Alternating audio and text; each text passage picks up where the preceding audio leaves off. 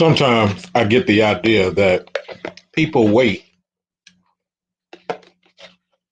for Mr. Research to make a video, then a couple of weeks later, they finally start talking about it, or a couple of months later, they finally start talking about it, or a couple of years later, they start talking about it. It's really crazy. So, a white man by the name of Senator Tom Cotton, a white man by the name of Senator Tom Cotton attacks men with his child support bill. A white man by the name of Senator Tom Cotton attacks men with his bill. Mgtow doesn't say anything about it because, of course, he's white. And now that Mgtow has kicked out all the black people, because remember, it was black people who created Mgtow, a black Caribbean guy. Red Pill says nothing about it. SYSBM says nothing about it. Yet we're still talking about women as the number one source for these issues. I'm the one who brought Ronald Reagan to this space and let people know that it's documented. Ronald Reagan is the reason why women have all these laws.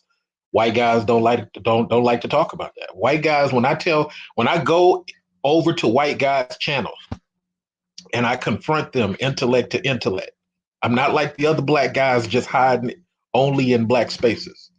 I go over to challenge them intellect to intellect. All they can say is, yeah, he did that, or I didn't know he did that. Like, you guys saw the video of me talking to the white guy. He said, well, I didn't know that. I'm not well versed. Yeah, but you're saying a bunch of anti-black stuff. See, we at this point, and we're going to let actual factual on in a minute. We at this point, we have to intellectually compete.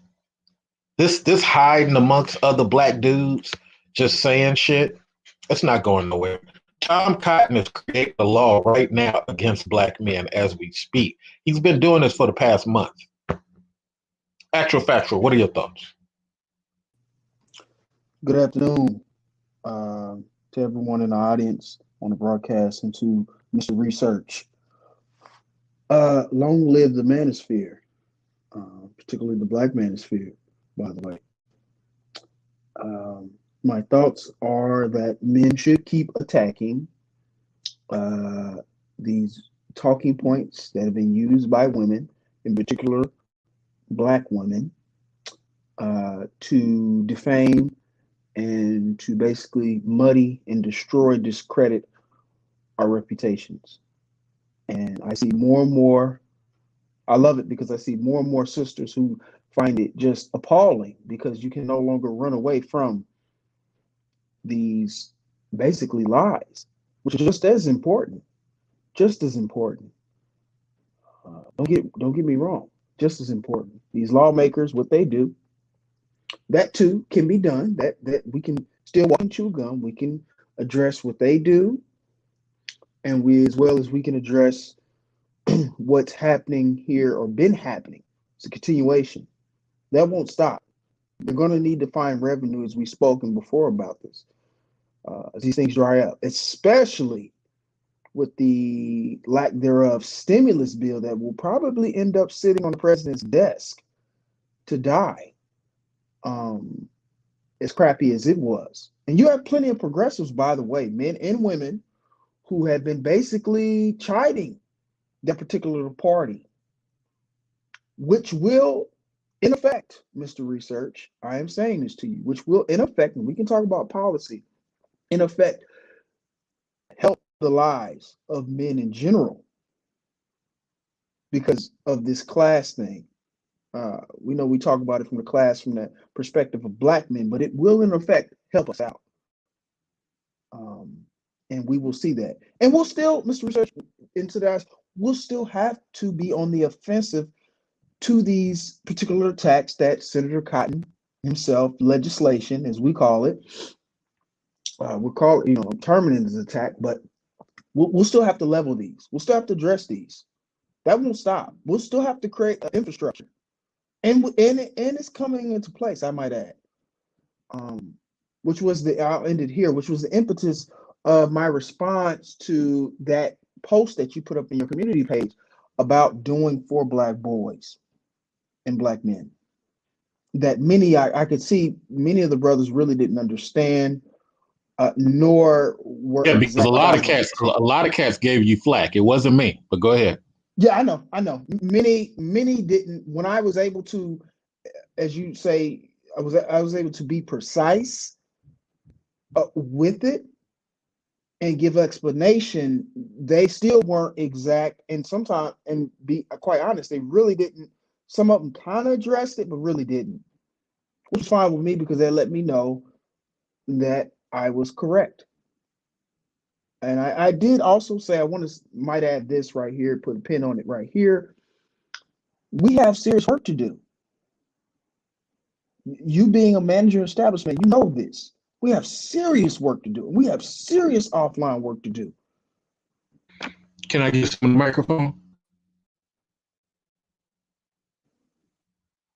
Go right ahead. So great speech. You barely addressed Tom Cotton, which was the point, but you got everything out that you want to say, and that's a good work. Here's the problem as I see it. Let's get intellectual real quick. I'm not going to be on the microphone as much. I'm going to do some interviewing now. Without the long-winded explanation, let's start cutting these things down to size when you reply, because I got a couple of hard-hitting questions. Number one, I've been through quite a few it's going to happen scenarios. Let's take the women's side for a moment. At what point? No, forget the women. Yeah, forget the women. Let's take the Black sons standpoint, looking up at the Black fathers and the Black uncles. You guys have been saying it's going to change, Black uncles.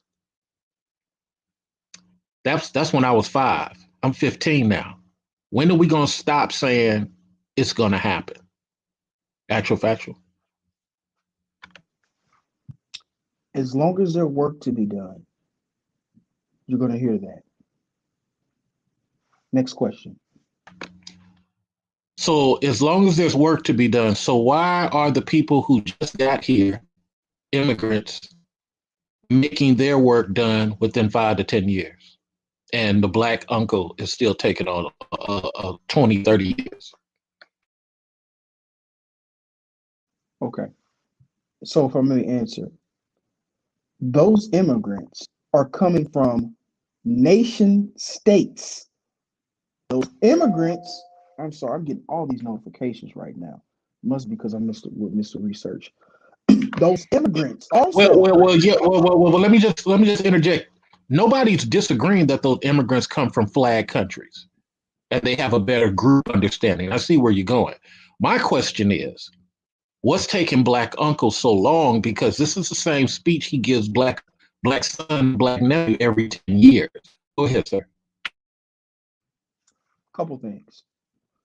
Every immigrant to come here have rallies and have forums where they talk to their base, where they are on the cutting edge of telling their base of what is going on, report down to the bills that are being introduced, as you did.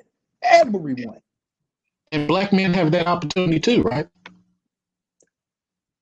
I said everyone does it and still participates and does it. Dinesh D'Souza, he does it. Now, he's an American. We'll give him that. He's an American, and he speaks more along the lines of more of a bland vanilla as just a right wing conservative. He speaks on that, but everyone does that. If I'm not mistaken, there was a Latino, believe, an entertainer of such that was at a rally who was answering back to Biden, telling him he won't forsake the Latino vote. And as you see in your very own state, Mr. I believe his name Padilla became next in line, not by Black men, no, by a woman who people identify as Black, but is basically a South Pacific Asian. To be technical. All right. She put him there. Okay. What is And if I'm that? not, Okay, well, okay. Again, I got to push this. What does that have to do with what Uncle should be doing? it has everything to do. What I said, you said, hey, we keep talking. Your uncle keeps talking. He's been doing this. I said every one of those bases that you just named who come here, they all talk to their base. It is ridiculous for us to chide black men. This is what I've been wanting to get across. It is ridiculous for us to chide black men for talking to their base and telling them what should be happening. None of that is in dispute. We're down. And look, I'm being a little aggressive here because I'm taking the other standpoint side. None of that is in dispute that you're saying for the past 4 minutes. So when are we going to get to the question? That's the question. That is what you're asking. In effect, you're saying you said the uncles had been doing this for No, 40, no, you I said no 30 no no. years. That isn't what I said. I said the uncles have not been getting stuff done. What they've been telling the nephew and the son is, we're gonna get to it. We're gonna get to it. We're gonna talk about it some more. 10 years later, we're gonna get to it. We're gonna talk about it some more. Ronald Reagan comes in. We're gonna get to it. We're gonna talk about it some more. Bill Clinton comes in. We're gonna get to it. We're gonna talk about it some more. This is what I've lived through. Then we get to Bush Jr. We're gonna get to it. We're gonna talk about it some more. Then we get people wilding out on the internet. We got a voice now. We're gonna get to it. We're gonna talk about it some more. And then finally, Obama. Obama ain't no real president of the anti-black is born. Oh, we're gonna join the white people now. We're gonna talk anti-black. Black women this, black men that. You got to remember, YouTube was a peaceful place until we started all this, black on black bashing. So now that we've done 40, 50 years of that, my question for the fourth time, Mr. Actual Factor, when are the guys going to get to it? Tom Cotton is trying to pass the law right now. Yes, you said we got to speak about it all. I don't mind. I mean, go ahead. Give those women the work for year number 60. I'm cool. But when are we going to start going after Tom Cotton just as aggressive? That's my question. Go ahead, sir. Okay, a couple things. The question, while layered, is misleading.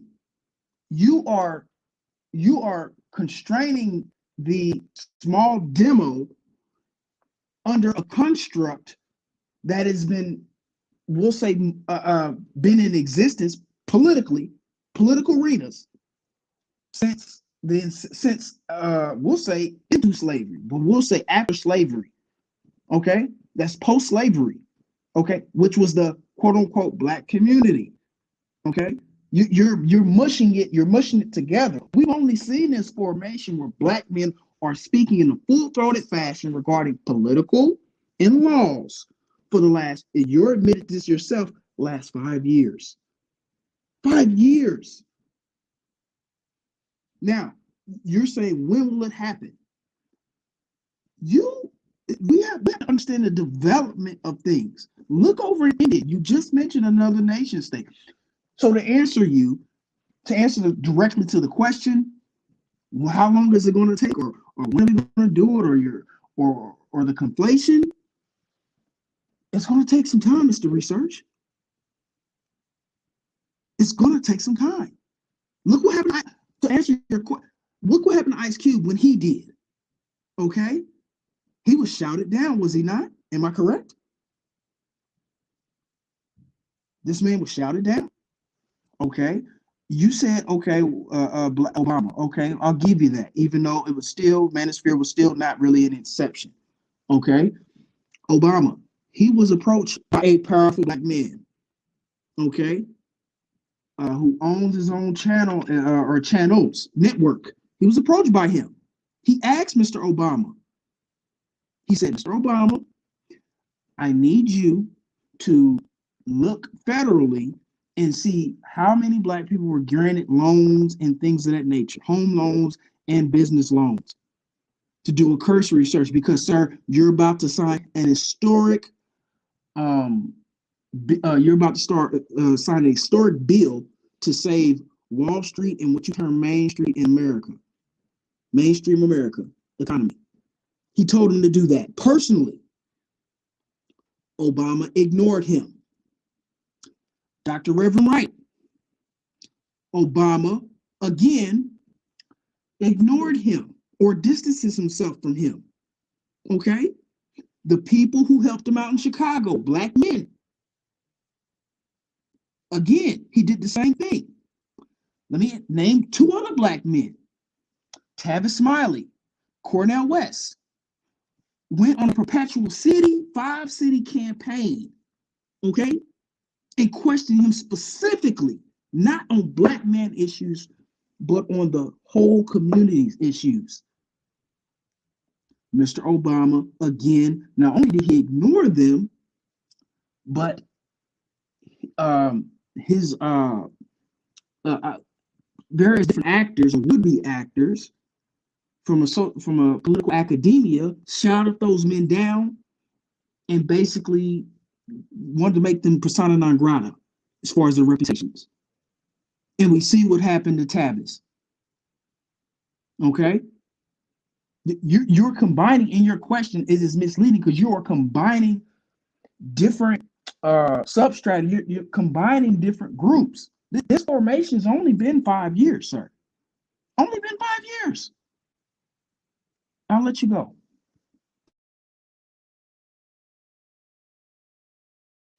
So here's the frustration that I have with that speech. Nothing, okay. So the style in which you choose to answer it is valid. See how I am meeting you halfway. Okay. The style in which you choose to answer it is valid, but it deflects away from the question itself. To say that the premise is not to your liking, a question is a question. The premise is not going to always be to our liking, but nevertheless, it's a good reflective thing. It just seems like a diversion because all those things you mentioned are valid. It just isn't really about the question. You got this guy right now trying to double child support. You got this guy right now who through his own words, because men need to pay more. This is a guy that white guys believe in. This is a guy who pushed himself off as an American and he's done all this in wars. And it seems like the men who attack women, I'm going to answer this one more time. The men who attack women verbally have no smoke for this dude. It's amazing. Go ahead, sir. Your thoughts. Okay. I cannot speak to the men as to why that this hasn't passed across their desk and talked about it. Okay. So you got me on that one. Okay. I cannot. I can speak to it. I can speak to it because soft targets are for terrorists. Warriors like hard targets. Warriors like to go after hard targets. Soft targets are for terrorists. Bombing people, putting bombs on people to walk into a mall. That's soft target stuff. But go ahead, sir. You got the mic. Okay. I'm reading this. He just introduced this in the 10th of this month. He just introduced this, Mr. Research. No. So the way it works is it just got to the Senate floor. It got introduced in November, but it just got to the Senate floor. So maybe whoever you're reading has tweaked that some type of way. But he introduced because I look at .gov every 3 weeks. Okay. Go ahead. The site I'm on is .gov, by the way, by Senator Tom. But let's neither here nor there. We're getting down. Go ahead. It was just introduced. Okay, a month. We'll give it a month. It was just introduced a month ago. Yeah. Okay. All right. It was just introduced a month ago. for this bill, it's going to take a little time. And so I'll say this to this very quickly. You brought it up. That is what the manosphere is for. You brought it up.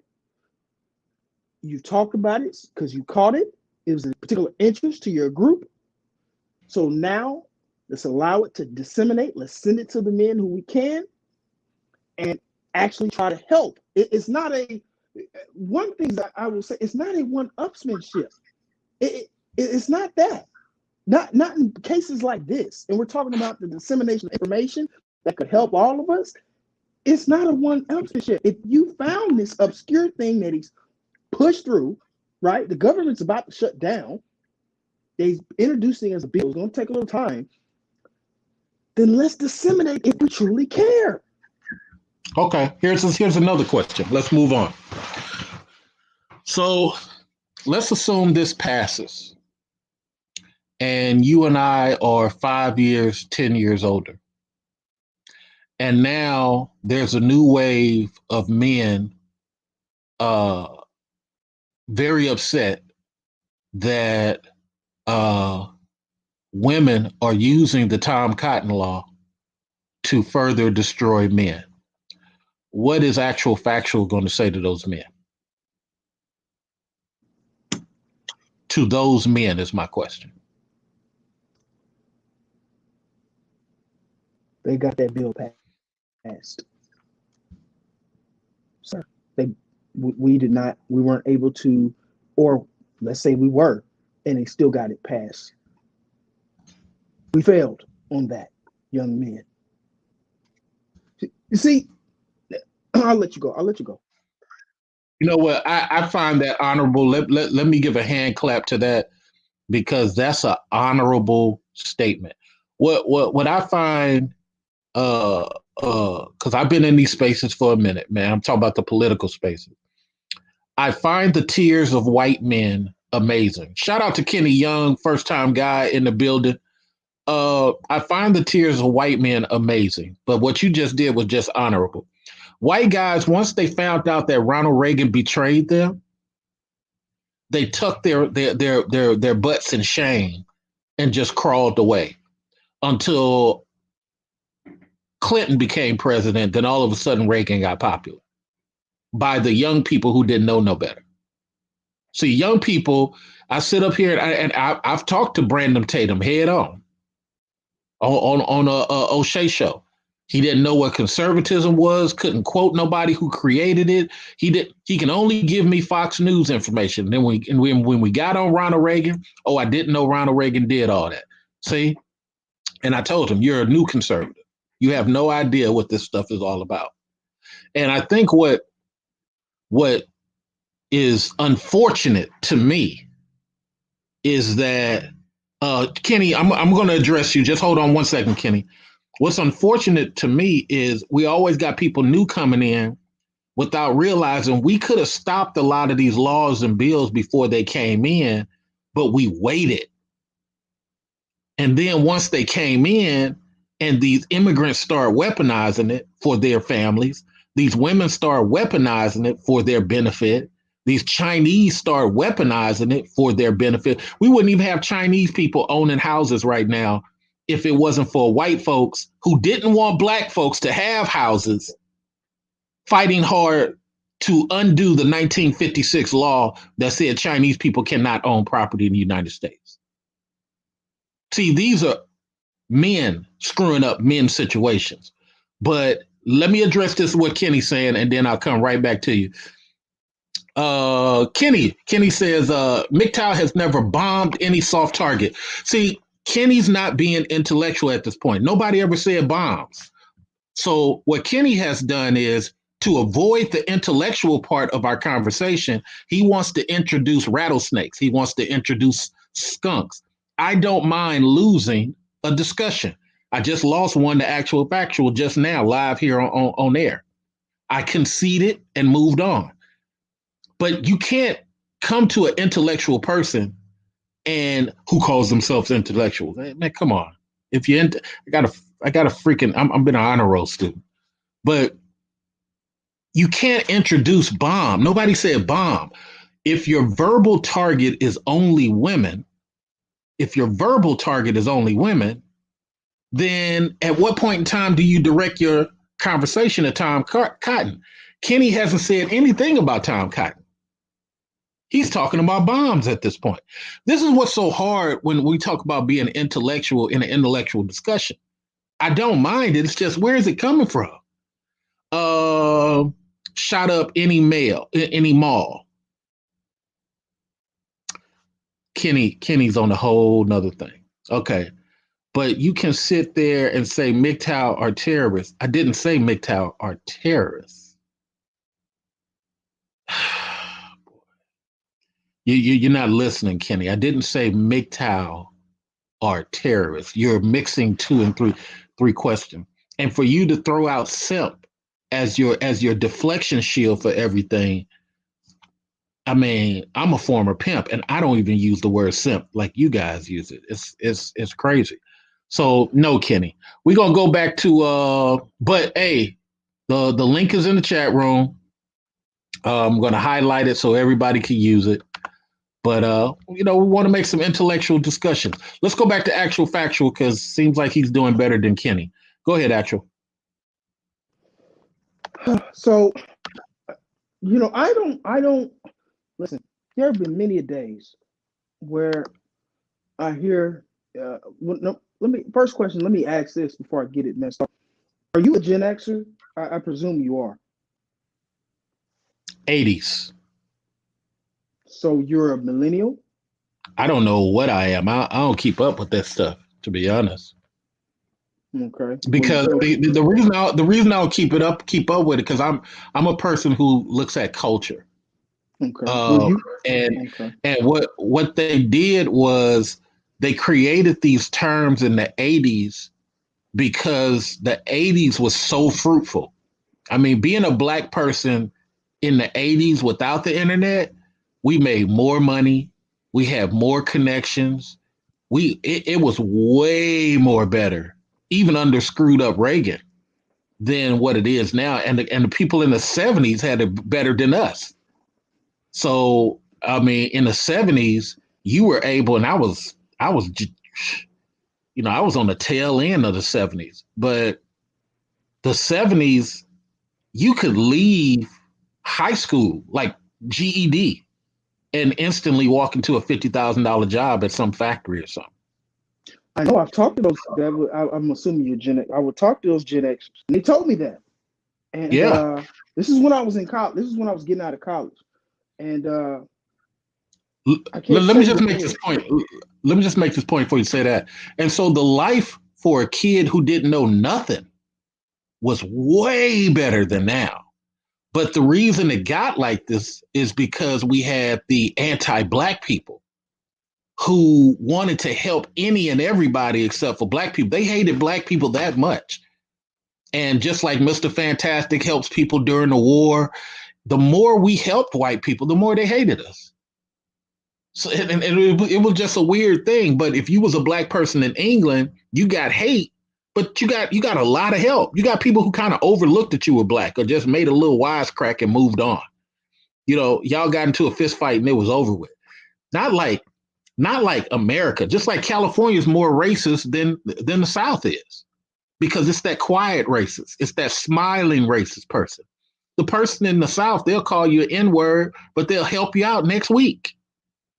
They'll speak to you. It's a weird thing. So what I'm saying is, it looks like we're going backwards as far as our power is concerned. But go ahead. Yeah, I have. The reason why I asked that, and it'll all correlate to your first questions. I resent it. I resent it to a degree, and sometimes I would hear the rhetoric, even of the Jackson baby boomer black men, and that same thing when they're looking at you and going, "What the hell happened?" Excuse my language. I've been there before. I've been there before, and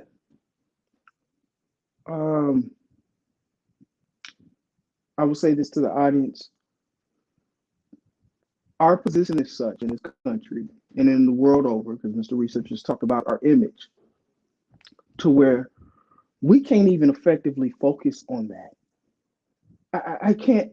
I have. You have to have a bunch of hats or balls going juggling.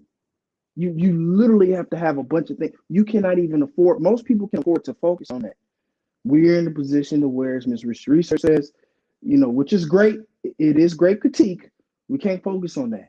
We can't afford to whine all the time in his face to be talking about these women, as Mr. Research says. He hurt me. She hurt me.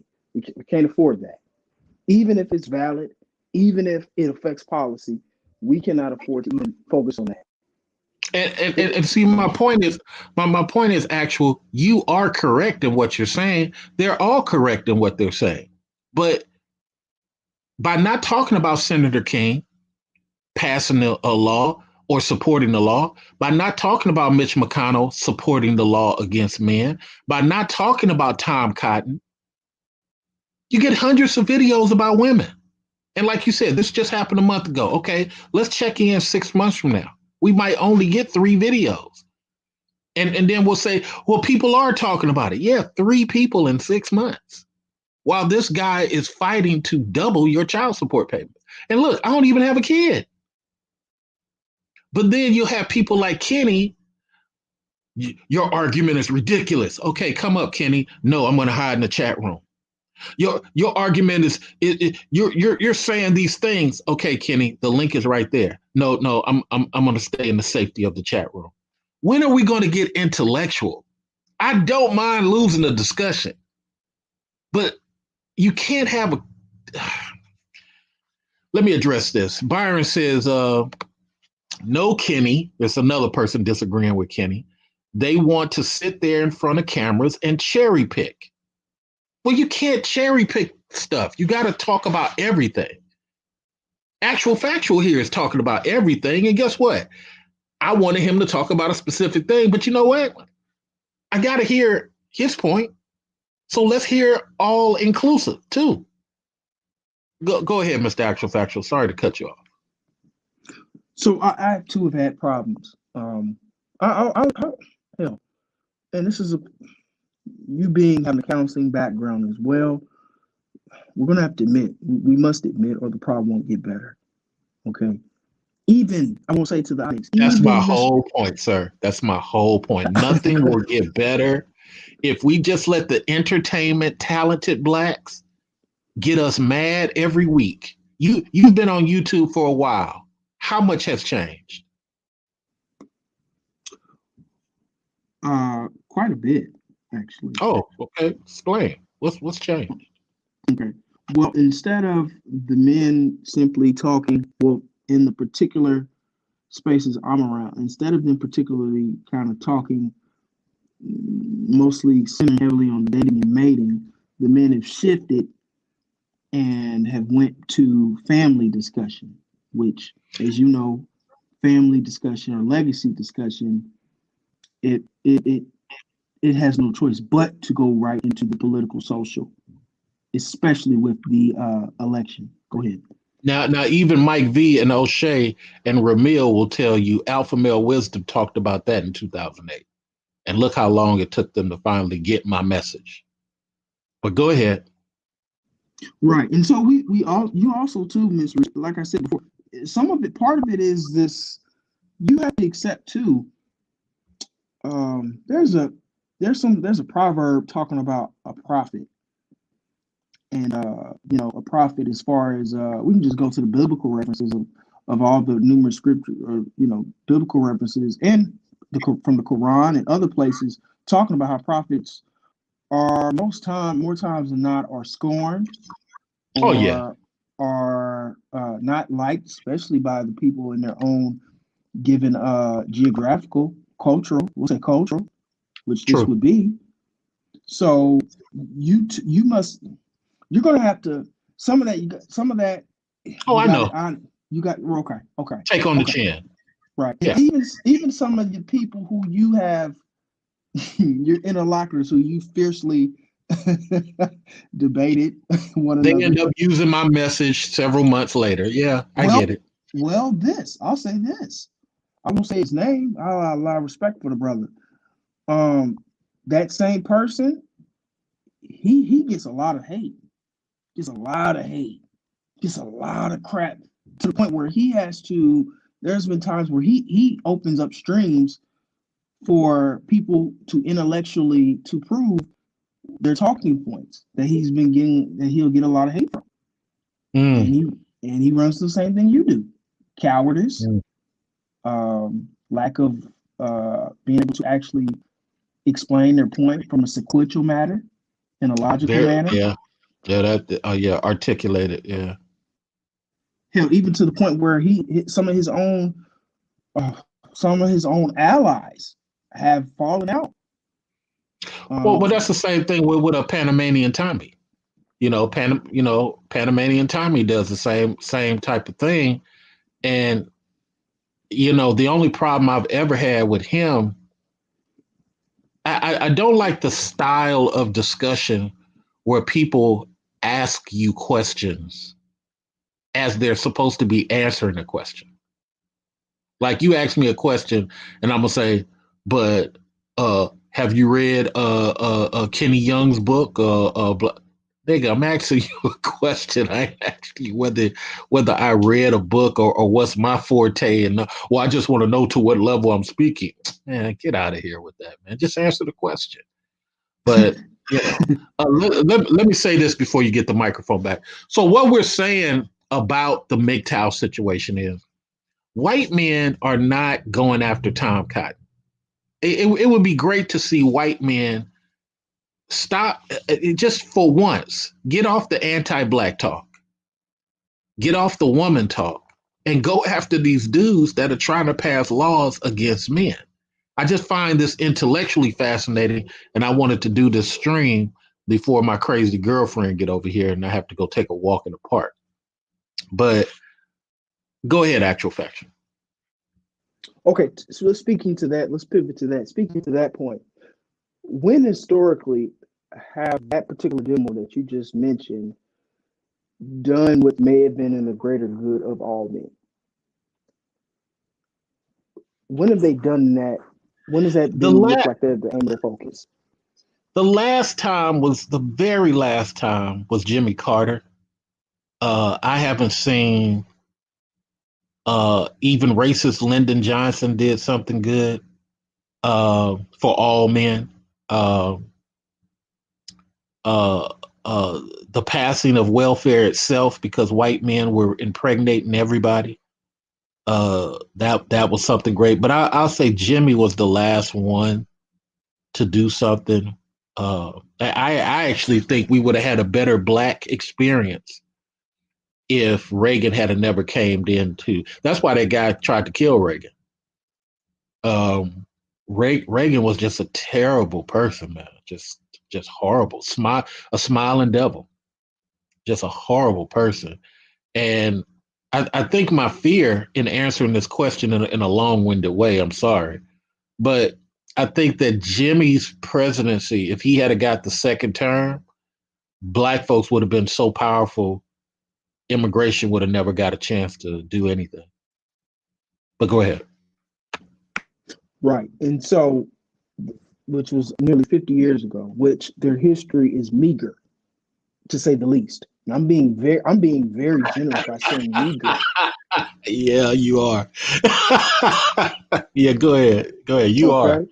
Yeah. So we know that. One of your, interlocutors. I know you guys don't.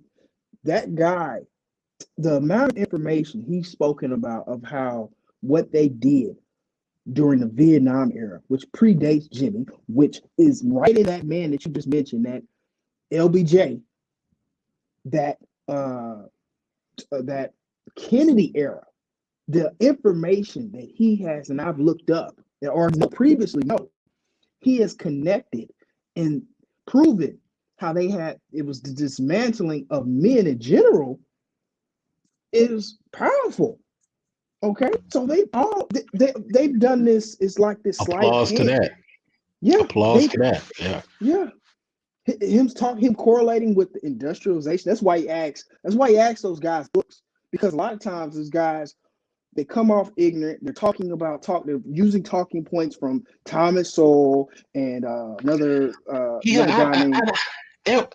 Edward was the first person to come around with that stuff, and I was just always baffled how that had relevance, because a theory that never got a chance to apply, it isn't even worth mentioning. It's like, just like how we talk about a Marxist. Okay, Mhm. Marxism is such a ridiculous conversation, because all it says is the workers should be in charge, not the government or the business. That's all Marxism really is. And to make that a whole, well, these people are communists.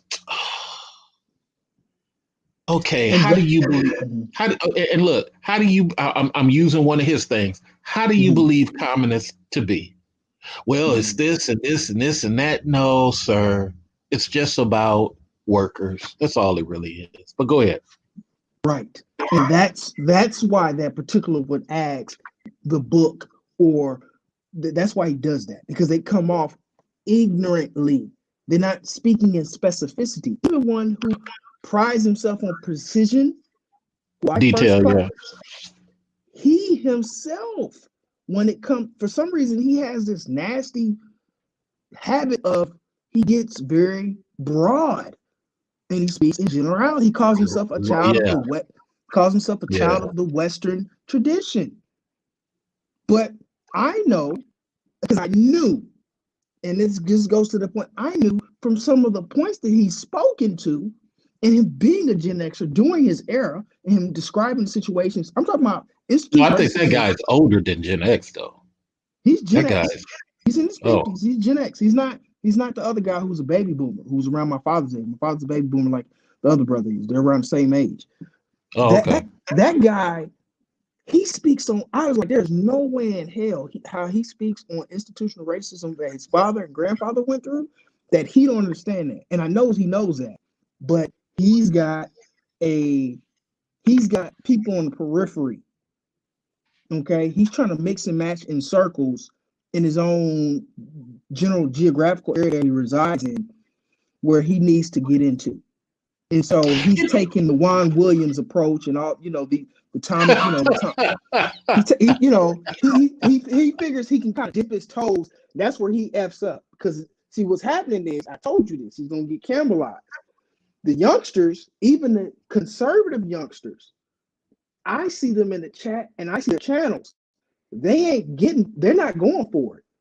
Well, we're in a situation now, and this is why I changed my name to Mr. Research. We're in a situation now where the long, open-ended style of talking, meaning that there's no finites and there's no conclusions, people are not really feeling that, because open-ended conversations are not truly intellectual things. There's statements, there's statements of probability, percentages, but they're not stable statements of conclusions. And so what gets rough is you can't really use that on Wednesday at your job. Or it worked on Wednesday, Mr. Research is wrong, and then 3 years later they're using that against you, and you're realizing, shit, Mr. Research is right. We have to use stuff that's applicable because of our skin tone. We can't use possibilities. Am I wrong for that? Here's let's get to Brexit. Here's where it is with that. It, in some ways, and you're a Gen Xer, and it's probably sometimes I hear Mr. Research say stuff, and I'm like, God, Mr. Research, and it's like, Mr. Research, what are you doing? It's like you're jumping rope, and you're waiting in line for that rope to come around, and it's like, Mr. Research, why are you dancing like that, brother? But I think what it is, to give it some specificity, and that's why I asked what generation you came from. You guys were cultured like that, okay? That is what the conclusion I'm coming to. Because you unlike not like those men, you yourself have said you are conservative leaning. Let's be very clear. which I'm not knocking. We're just using it as a test Yeah, case. yeah. They have as well. You say, But hey, they don't apply it. They're conservative in how they speak for white approval. Like you can't be conservative just to appease to another powerful group. That's not being truly conservative. You need to be able to quote conservatism. I remember I was going toe to toe with I can't remember that guy. He's a YouTuber, sellout, whatever his name is. But I was going toe to toe to him. He said, "Oh, I don't have to know who created conservatives and be a conservative." That's ridiculous on its face. You don't have to know the person who created the term to be the term. Then you're not that. You're a Reaganite. Now you're a Reaganite, then you're a Democrat pretending to be a conservative because that's what Reagan was. So that's what I mean by the detail. It's very hard when I speak with people who say that they're scholars or what have you, or even intellectuals. We start getting to the details. What I try to do, I try to remove your speech away from you. I don't want you to give me a speech. If I lose to you in a discussion, give me the 3-second sale. Give me the details. And what's happening is we as black men, we're not excelling at the details. We're excelling at the speeches. But show me where I'm wrong. Go ahead. Where you're wrong or where some light. The children of the 80s, I'm talking about late 80s to the 90s, that were a little younger than you guys, who were the first millennials, early millennials. There's a reason why they rebelled so much against those values, because your parents, right? My grandparents, my aunts, uncles, they had this do as I say, not as I do. Even politically, some of our political figures, do as I say, not as I do. Okay? And so there were very few men who were actual through and through were looking out for the interests of black people, okay, and the black family. That's why That is very well said. Applause to you. yeah, that's why King, Kwame Ture, Malcolm are so lauded in our communities, because it is very clear they didn't do this. They weren't interested in doing this tightrope dancing. Okay, that is clear and present. So they were my cousin, my older, they rebelled against that. That's where you get Pac from. Hell, even Pac's stepfather was like, Pac, he said, "What are you doing?" He said, "Son, you're doing this." And he said, "Pops, you gotta understand, some of that stuff that you guys were talking, that do as I say, not as I do, we ain't on that. It's thug life. What's happening?" And that's what it is. That's the recording. Go ahead. Let me just interject. The only problem we fear with the young people and the whole thing is they do it for the entertainment value. They do it for the pat on back. Let's take Pac for example. When Pac came out here to the Bay Area, Pac was a goofy, Gumby looking kid. Okay. He had the Gumby hair fade. He was giggling all the time. He had this nervous giggle. Okay. He was not the cat y'all know him to be. He didn't become that cat until he started hanging with Digital Underground. Okay. He didn't even see himself as a handsome brother until he started getting all the chicks and started noticing, well, these are the stars and they get less chicks than I get. But then he saw Money B, who's like 4'11", 5'1". He had more females than everybody. And that's what got him to thinking, well, shit, look at how he talked to these chicks and they love him for it. That's when he started to become Tupac. And then when he went to jail, because remember, he used to love black women, but it was a black woman who saw a money opportunity to civilly sue him for a case he had nothing to do with. That dude told my homie, who was his producer for Keep Your Head Up, that dude was in the other room when all that was going on. In the other room, knocked out. But it wasn't about her just getting criminal justice. It was about her weaponize the system for financial opportunity. Because the two dudes didn't even go to jail for it. That was a crazy thing. It was the dude. Golly, what was that homie's name? He was on Tupac. If you listen to the song "Pain" by Tupac, Stretch. His Stretch. name is Stretch. That dude, man. I said, this dude, he out here raping chicks. Him and another dude. They didn't even go to jail for it. They was the ones that did it. But go ahead.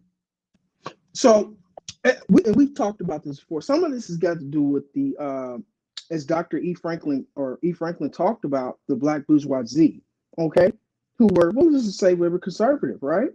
But they had this dual mind. The Du Bois talked about this, the split mind, where you have to play in these different playgrounds, okay? So like I talked about with when you have people like senators like Adam Clayton Powell, okay? Yes, he was for his people, but of course, this man had to carry himself, mix and match in certain rooms, have certain allies. Okay, no different. What happened was the young people recoiled against that. The ones who came after, and they rebelled against that. And that's hip hop. It's really the hip hop generation. They rebelled against that. That's why you get the keeping it real, right? Keeping it real. That's what you have. And so it mirrors the same thing. I've heard it in this space.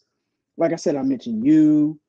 I can mention a number of different famous guys. I'm talking about the more heavyweight guys in the manosphere. They kind of have that. Even though you mentioned O'Shea, O'Shea will let you know I'm a conservative, but O'Shea also let you know I'm from the hoods of Sacramento, and I'm also from the hoods of LA. And he'll even give you the block.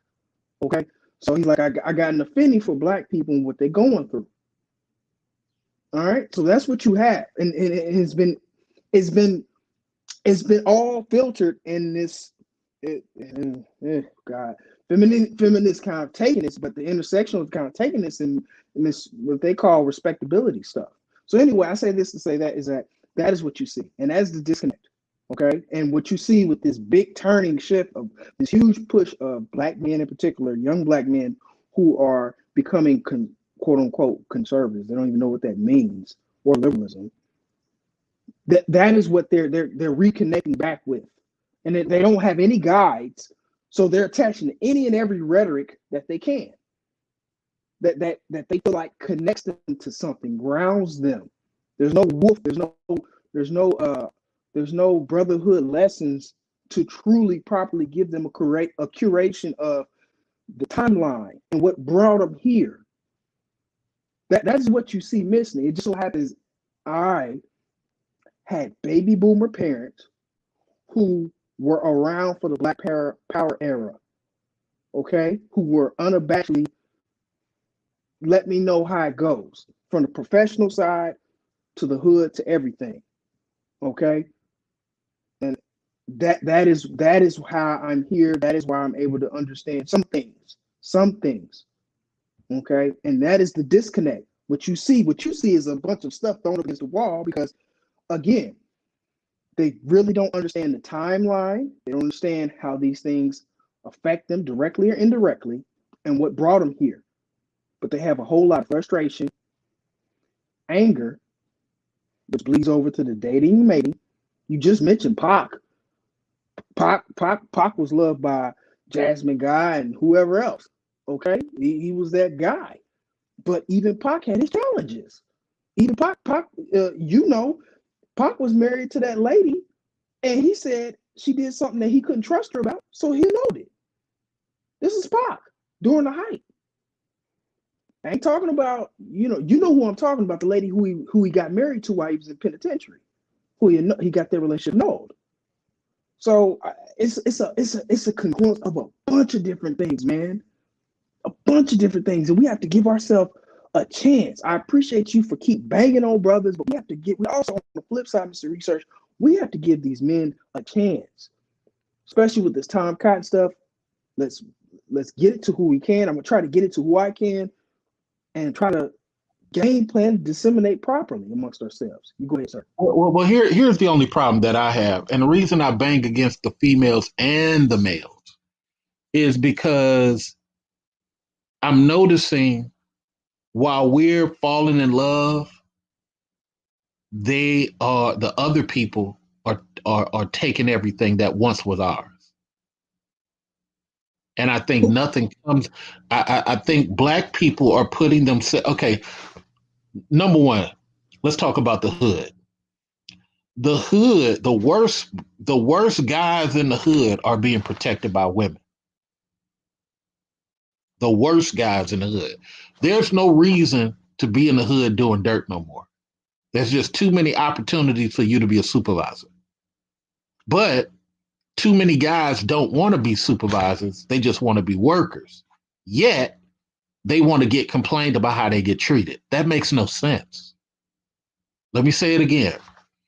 Too many guys are in the hood still doing 1980 dirt. There's no reason to be dirt. You can go be a supervisor somewhere today. Dudes don't want to be supervisors. They just want to check in. But then they get mistreated. And then they say, what's happening to us ain't fair. Wait a minute. You had every opportunity to be the manager. I got a guy who I mean, he's been working in the school system for probably 20 years. Do you know they just pulled that job from him?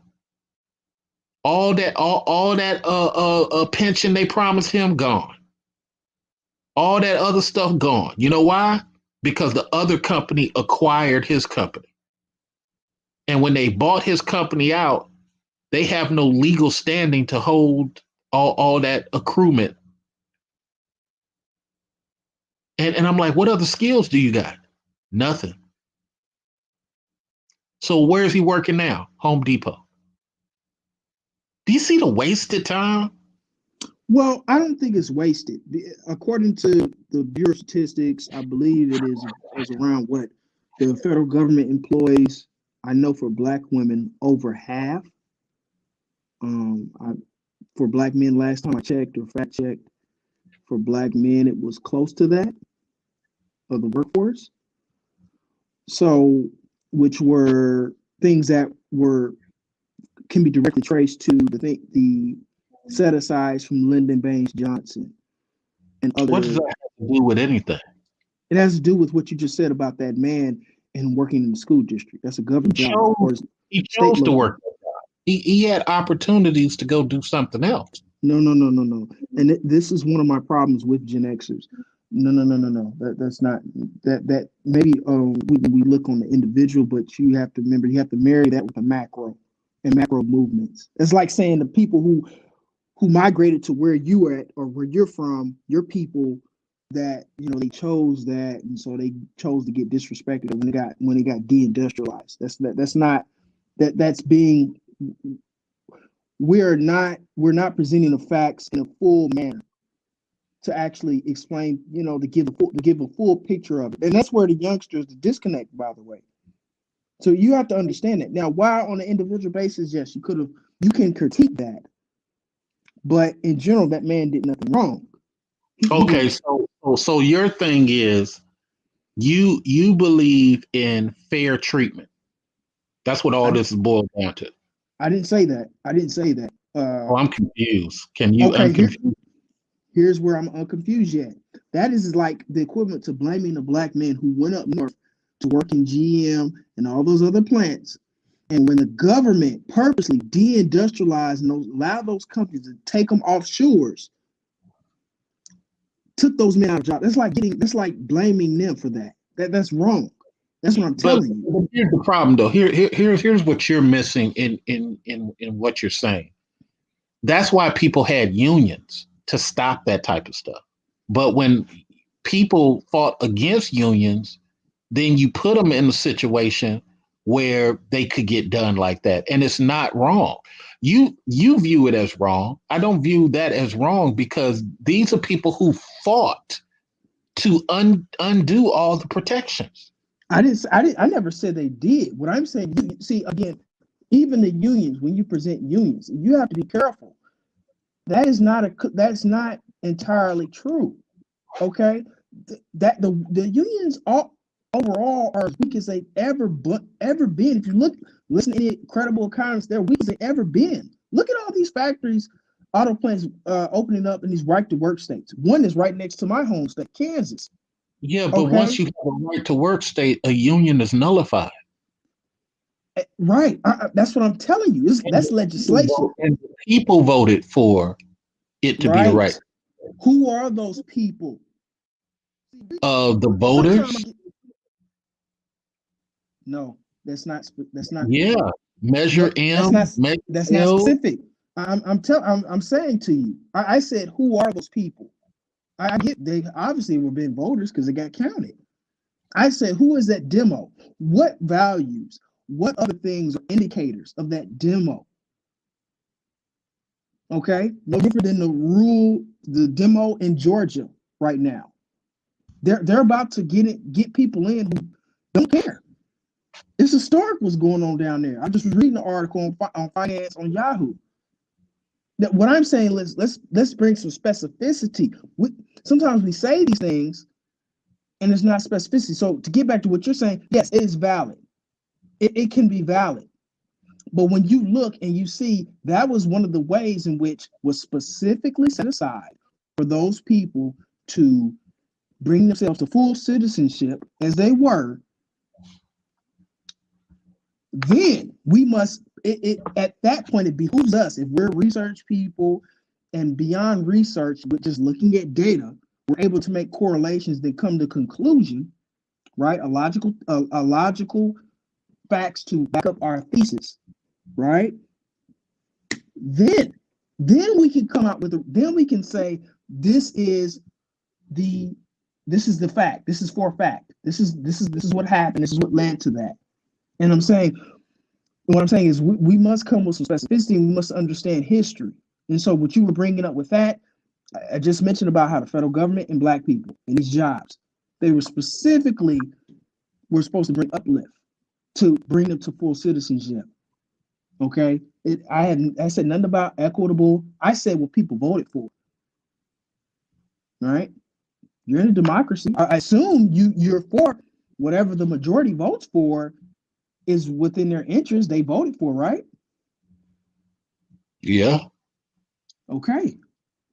So But the whole point of them voting, in my assumption, and I mm-hmm, admit is an assumption, was just mm-hmm, to stop black people from having all that union power because the Pullman trains, the Pullman has so much union power, even as much as the Teamsters.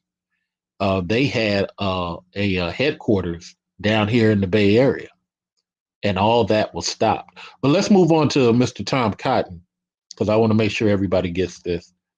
So, Mr. Tom Cotton, Senator of Arkansas, somebody in the chat room says, "Who is Tom Cat?" Okay. Tom Cotton is a senator of Arkansas. So, Washington, D.C., Cotton of Arkansas introduces Child Support Works Act. So, a bill that would increase child support payments to custodial parents and children. Well, that's not true. It does not increase the payments to the actual children. It increased the payment on the interest side. So this and this next line will let you know that it's not toward the children. The Child Welfare Support Act would allow state child support agencies who you are not allowed to question. You're not you're not allowed to interact with these people. Agencies to be reimbursed for operating mandatory work programs. Let me say it again. The Child Support Works Act would allow state support agencies to be reimbursed. Didn't he just say increase child support payments for custodial parents and children. Well, that part is contradicting. What do you say to that actual fact? Yeah, I've read the same thing, Mr. Research. I was a bit confused. I have a number of different articles that populated. Which article are you reading from, if you don't mind me asking, sir? His actual website. Okay, that's the one I was reading from. That's confusing to No, me. no, it's not confusing. It's not confusing Can you because explain to me? as a Republican for years, my first year as a Republican, I used to get confused about this. But one statement is a heart statement, and the other statement is a money allocation statement. So what happens in politics? People say stuff, and they say the same thing in two ways. Every politician does it. For the people who have a heart or emotion for stuff, they hear one aspect. For the people who have a dollar sign thought process, they hear the other aspect. So this will not go to custodial parents at all. It will be to, and I reimburse state child support agencies. Let me go on to this other part, because this is the part that Obama did that everybody tried to stop. Reimburse for operating mandatory work programs for non-custodial parents. Do you know what that is? Okay, so yeah, I'm at that point in the article. I remember reading that. I'm looking at it. So I assume he's going to be funding work programs for the non-custodial parent who has the pay. Is what I got No, from it. no. So we already have mandatory work programs created by Obama. Obama's problem is he didn't have nobody going around tweeting everything he did or cheerleading everything he did. Obama, when he created the Verify, he realized that he opened up a can of worms. E-Verify allows for the first time agencies to screw with you across state lines. A lot of people don't know that. Before E-Verify, if you did something in one state, it didn't affect you in the next state. Does that make sense? Yeah. I had no idea. I guess that stopped you. This is just employment. We're speaking employment because No, my no, we're not speaking of, well, E-Verify is an employment application, but the states have a back door that they use it to look. they can talk to one another. Okay. Right. It allows you to communicate anything that you have done non-criminal in that state. So if you have a bill that you owe California taxes, but you move to Texas to avoid it, this was an old white man trick. This is why a lot of white men moved around a lot of times. This is why I moved around a lot of times. Uh, your state bills did not travel to Arkansas. Your Arkansas bill did not travel to Texas. What do you think of that? Well, they did the same thing with corporations. Yeah. Corporations, you can effectively do that. So when E-Verify came about, it allowed for the first time people to attack people across the lines. So Obama recognized that, and he created a mandatory program that you can use a paralegal that's paid for by the state, but you can only use it between the hours of like 8 and 12 or 12 and 3 or something like that. So for the first time, that allowed people who had these child support issues to at least get help writing up their own documents. They didn't have to go to a $3,000 lawyer just to get a $2,000 paperwork drawn up. You see my point? So now Cotton wants to pay for that, have people, have custodial parents pay for it because they're getting it free right now. What are your thoughts? Interesting. He says child support workers can help parents fulfill this obligation by requiring them to work. This bill will provide additional Oh, that's a resources to different line. state. That's a different line. We ain't got there yet. We ain't got Okay, I'm there yet. sorry. So what do I think about it? About the mandatory work program for non-custodial and reimbursing that part. If you assume that my information is true about what Obama created, what do you think about that part? I want to know his impetus for doing that. If he had a preference. Exactly. Exactly. So now we get to the part you just stated. These programs have proven effective at helping non-custodial parents. Didn't I just say that? Didn't I just say Yes. that? Yes. So now why do we have to create another revenue for it? So let's stop there. Your actual factual. Why do we have to create another revenue for it on the backs of the people who are benefiting from it? Because prior to Obama, you wasn't talking about this. Right. Prior to Obama, you wasn't trying to help non-custodial parents. So now you want to charge non-custodial parents. And mind you, I don't have no kids, but I'm fighting for people who do. Right. That's the difference between me and other YouTubers. I don't say stuff from the standpoint of just me benefiting. I think that's why people think I'm so damn arrogant. I'm saying it for the standpoint of if I don't fight for actual factual today, what actual factual don't realize is 5 to 10 years from now, he's going to come back to the Black community. I need help. Look at what they doing to me. But I thought you was independent.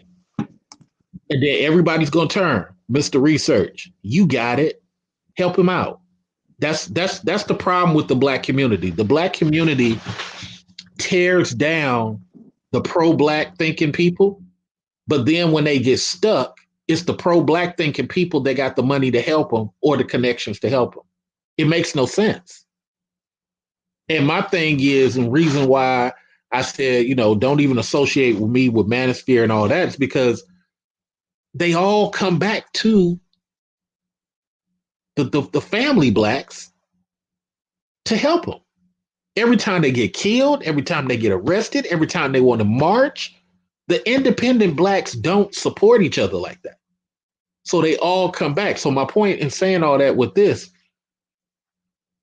why would you need to get the custodial parent? They might as well go pay for a lawyer at that point, right? Right. Yes, sir. And so I think, Mr. Research, sometimes I think you are mixing and matching demos. And I think that's what's happening. You're mixing and matching. The demo that you're saying, those people don't, what you're saying, the manifestation you're saying right now, currently, those men are not going to come back. They're not going to come back. If they get wrong, What do you mean come back? You just said they come back. No. Well, my thing is they have always come back. But go ahead. Okay, and from what I guarantee they're gonna come back. Matter of fact, there's one guy there's one popular YouTuber getting divorced right now. He spoke about it. I ain't gonna mention that. Mm-hmm. Getting divorced right now. Mm-hmm. Okay. Mm-hmm. Finds no fault in anything he's done. Right? Okay. The government is going to pay his lawyer bill. He's not going to pay it himself. How do you know that? That's coming back. About the government paying his lawyer bill? Yep. Because he's in a system, he's in the military, mm-hmm. and he's relying on the system and taxpayers to help him out of the situation he put himself in. Okay, well, if this has anything to do with his veteran stuff. What? If you're truly go ahead. If this has anything to do with his veteran benefits coming from his veterans, that's something he fought for. That's his. That's something he fought for. No, that's the arrangement he got. Right, and so that's his. That's dutifully his. He didn't necessarily fight for it. That's the taxpayer arrangement he got. I mean, we could say that, but at the end of the day, if they're promised that, they're promised that by the government. Okay. Let's go down that road. Okay, no problem.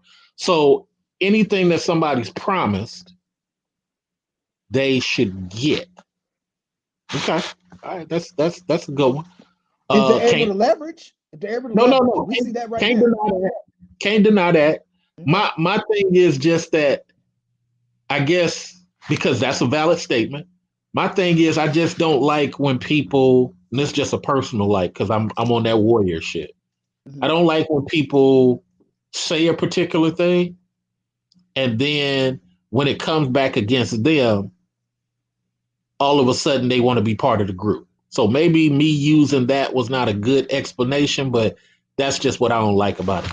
Let's move on real quick. You got the last word before we move on to this other part of what he's saying. Okay. Just to get back, the Supreme Court Justice Clarence Thomas, he's been involved in scandal. He ain't went back nowhere. I can just keep rolling them down the list. Very few. The ones who are those men are sitting on the fence, i.e., let's say Roland Martin. He's been sitting on the fence, so to speak. Okay. Okay. Even I'll say this is my last one. The guy, I don't know, Byron Allen. Byron Allen effectively sits on the fence, is out of that area you're in. He's in, but mostly we're talking about liberal, okay, Democratic. So he's kind of hiding behind some stuff. So we have to be specific with this, because not all black community is actually very fickle when it comes to that. We will turn our back. Look at Obama. We will turn our back. All right. So let's move on to what Mr. Cotton said on his website.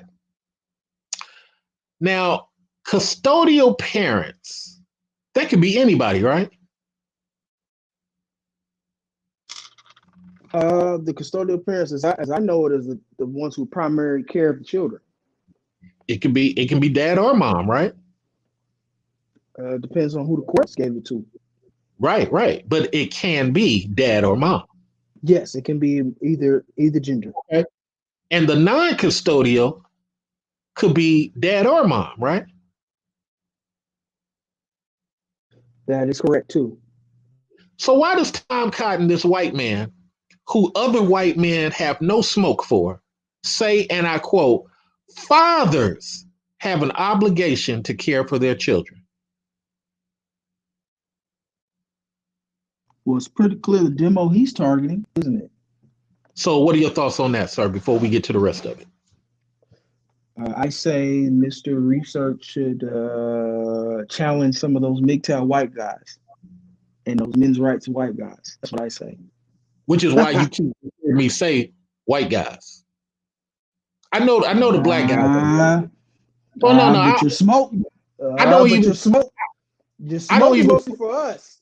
No. Really, I don't believe. I believe, and look, this is my first time saying it. I believe black guys are too sexually turned on with hating women for them to go against anything powerful. I don't expect them to. I expect them to talk about it, which is why I raised it. But I really don't expect a lot of guys to risk their money or risk their face for a lot of the stuff.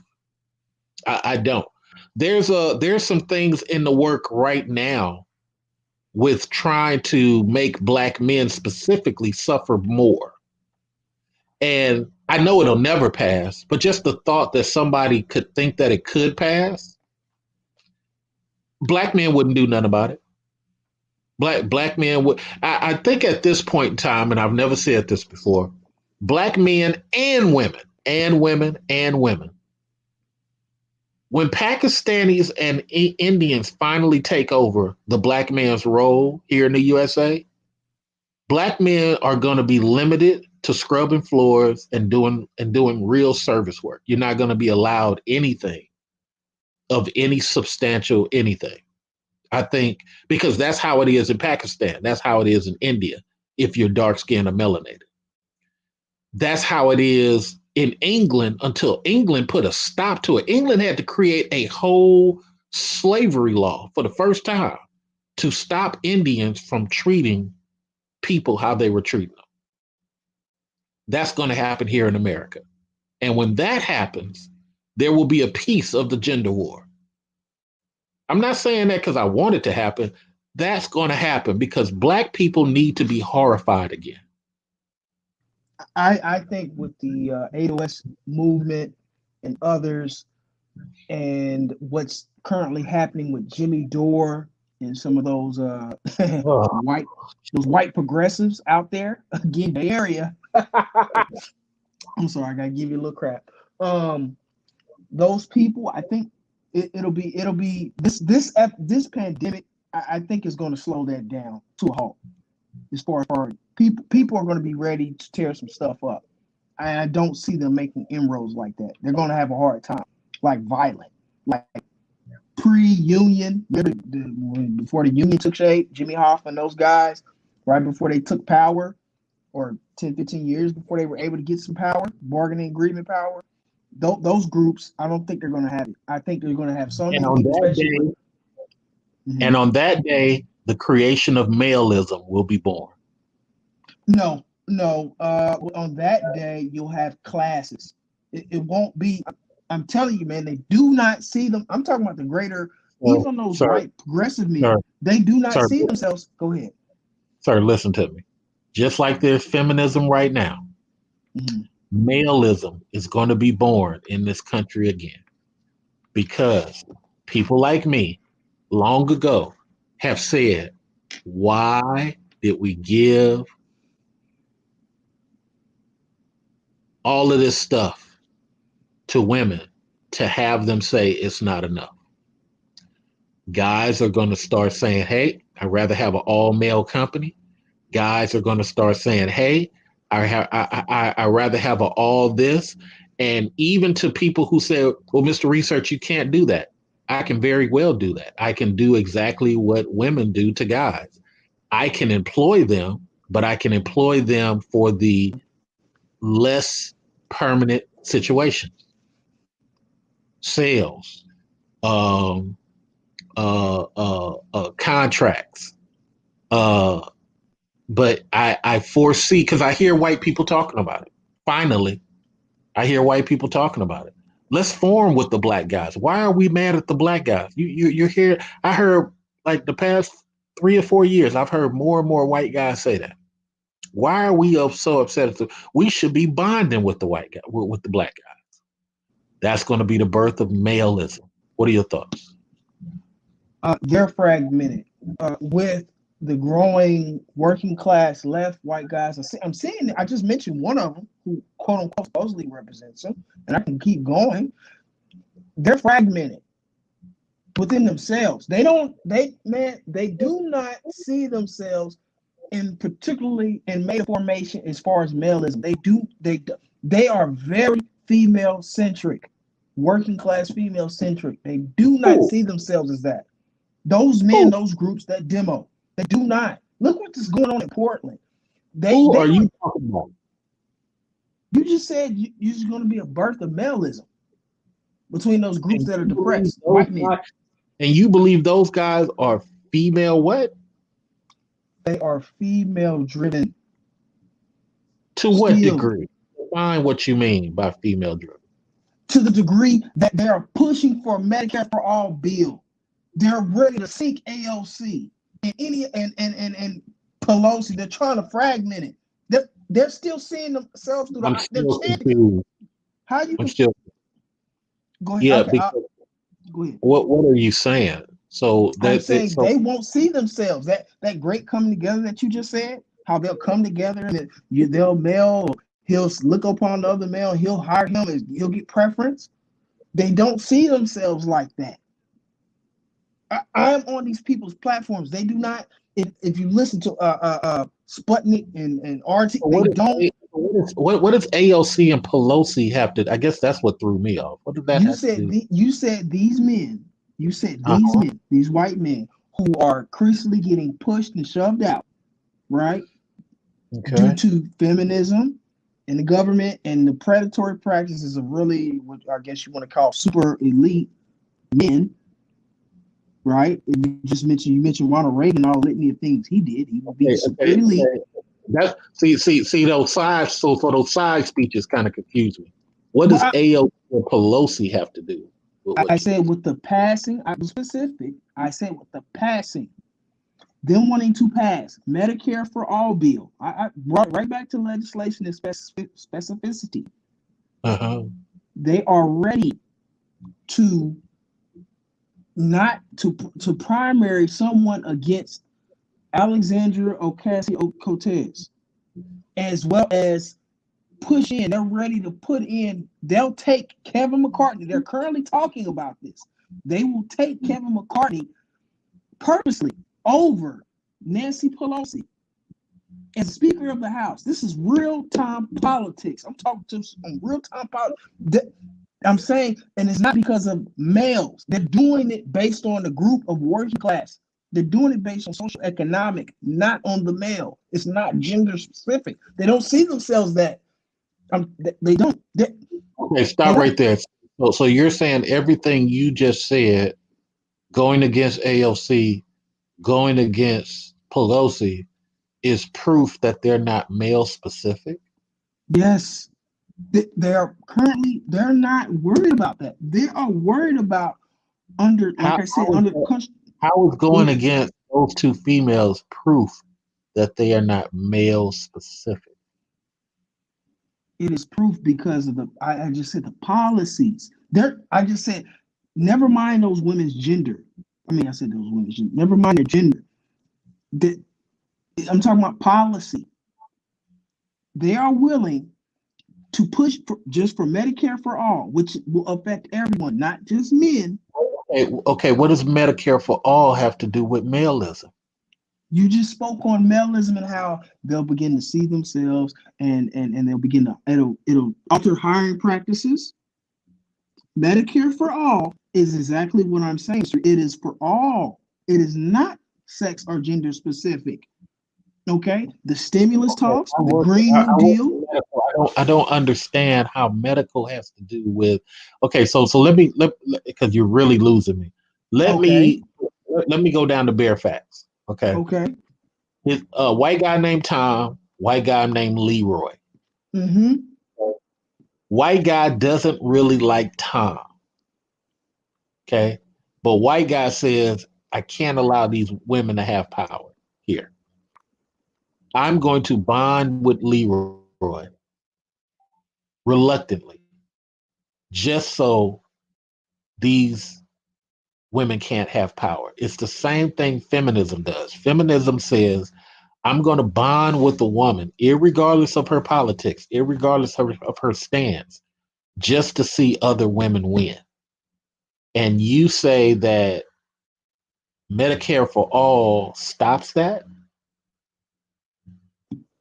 Yes. It is not gender specific. It is exactly as it is for all. That's what I'm saying to you. That is that basically what I'm saying. That is the primary issue, not a maleism, not any. I don't hear any of that rhetoric. None of that rhetoric, Mr. Richards, is what I'm saying to you. Oh, I can't see so that. you're throwing out the premise again. Okay, I get it. So you're throwing out the premise. No. I'm saying, let's say what you're saying. Okay, logically is the case. Why is their current actions? I'm saying it's a determining factor. If you're saying you're betting on that as the future, why is their current actions and moving in that direction? Can you explain that to me? To replace them with males. To replace the males. To replace Pelosi and AOC with men. No. If they are currently I'm telling you why. Oh, you're saying to replace them with men? With men, yeah. That's not the talk. What I'm saying, that's why I said it may be America is a very, we have a whole bunch of different intersecting things. And what I'm saying is that the motivation is not necessarily that they're women. That's not the motivation. I'm saying they're trying to punish. Again, they see the construct as this big genderless thing, as all-inclusive thing. The only one, this is part of what you see the formations in the manosphere, the black manosphere specifically, about going to conservatism. They don't form their constructs around that for all. That's what I'm telling you. They don't form it around all. They form it around men first, patriarchal family, and then it goes in a sequence. And I'm saying, if what you're saying is to occur in the next, let's just say 10 to 15 to 20 years, I'm Well, it won't arguing. even it'll be 10 years Hmm? tops.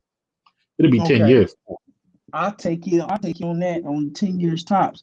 What I'm saying is their specific legislation that they're wanting to pass right now does not reflect that. That will affect the next 10, 15 years because we're stuck here with Obamacare.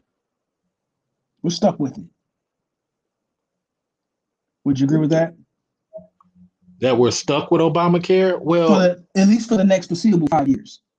Well, Obamacare is not a terrible thing.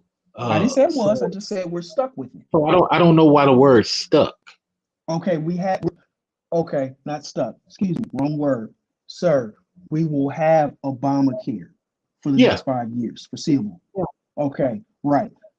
If that gets passed, we will have that for the next, we'll deal with that. That will give it about 10 years. We'll have to deal with that for the next 10 to 15 It ain't years. nothing but Medicare, to be honest. It ain't nothing but Medicare. I process this stuff.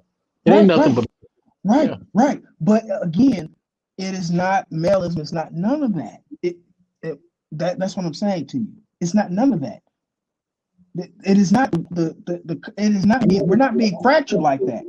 I never said it was. What I'm doing is I'm pointing to that specific event or specific policy to show you and say, if you're arguing that, my counter to that is that that is not the way they are making their formations for the foreseeable next 10 to 15 years around the social political landscape. I'm countering that with that specific policy. So let's use an auto mechanic for a second. So what you're saying is because Hyundai is coming out with a new car, they will not be hiring predominantly males to operate those repair shops.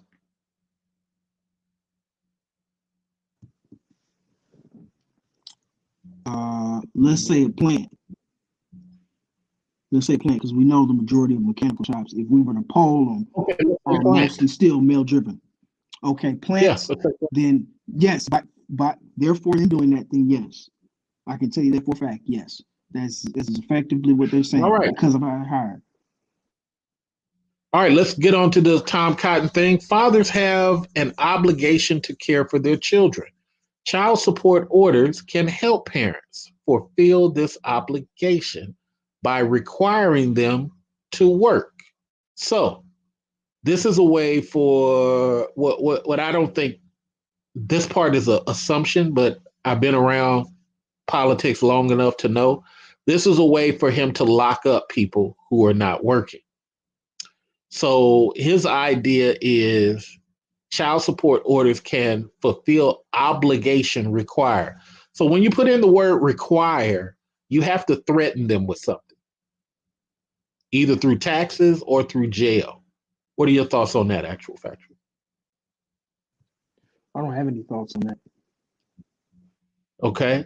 So child support orders can help parents fulfill this obligation. First, he mentions fathers, and then he says requiring them to work.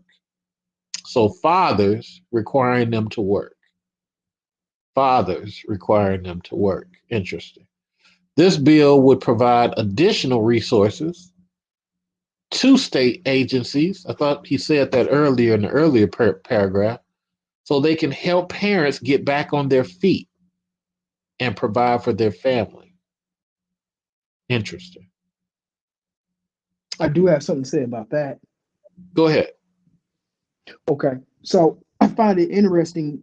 In the beginning, he says fathers, switches over to parents, and for this one, he said again can help parents get back on their feet. He didn't mention the non-custodial parent as for specificity. I find that interesting. No, because he clearly said he's going to tax you more. You still understand what he's doing, though. Yeah, but when I look at the word require, it's only two ways you can mandate this. Either you're going to lock people up for not meeting your criteria, And like I said, once stuff like this passes, guys don't understand the rolling of the hill that comes down. You can't stop it. You ain't gonna be able to say this ain't fair. So to require you to do it, either I'm gonna kill your taxes.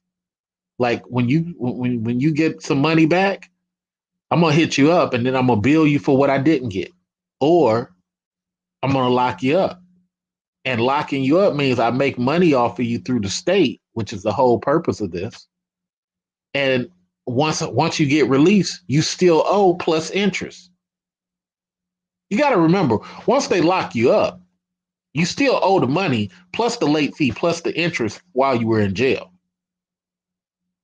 And if you don't find a job within a certain amount of time, or you got jobs that don't like the fact that you got child support on your record, because it does show, then you get locked up again for not meeting.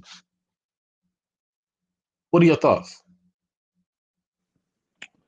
Yeah, I'm aware of that portion of it.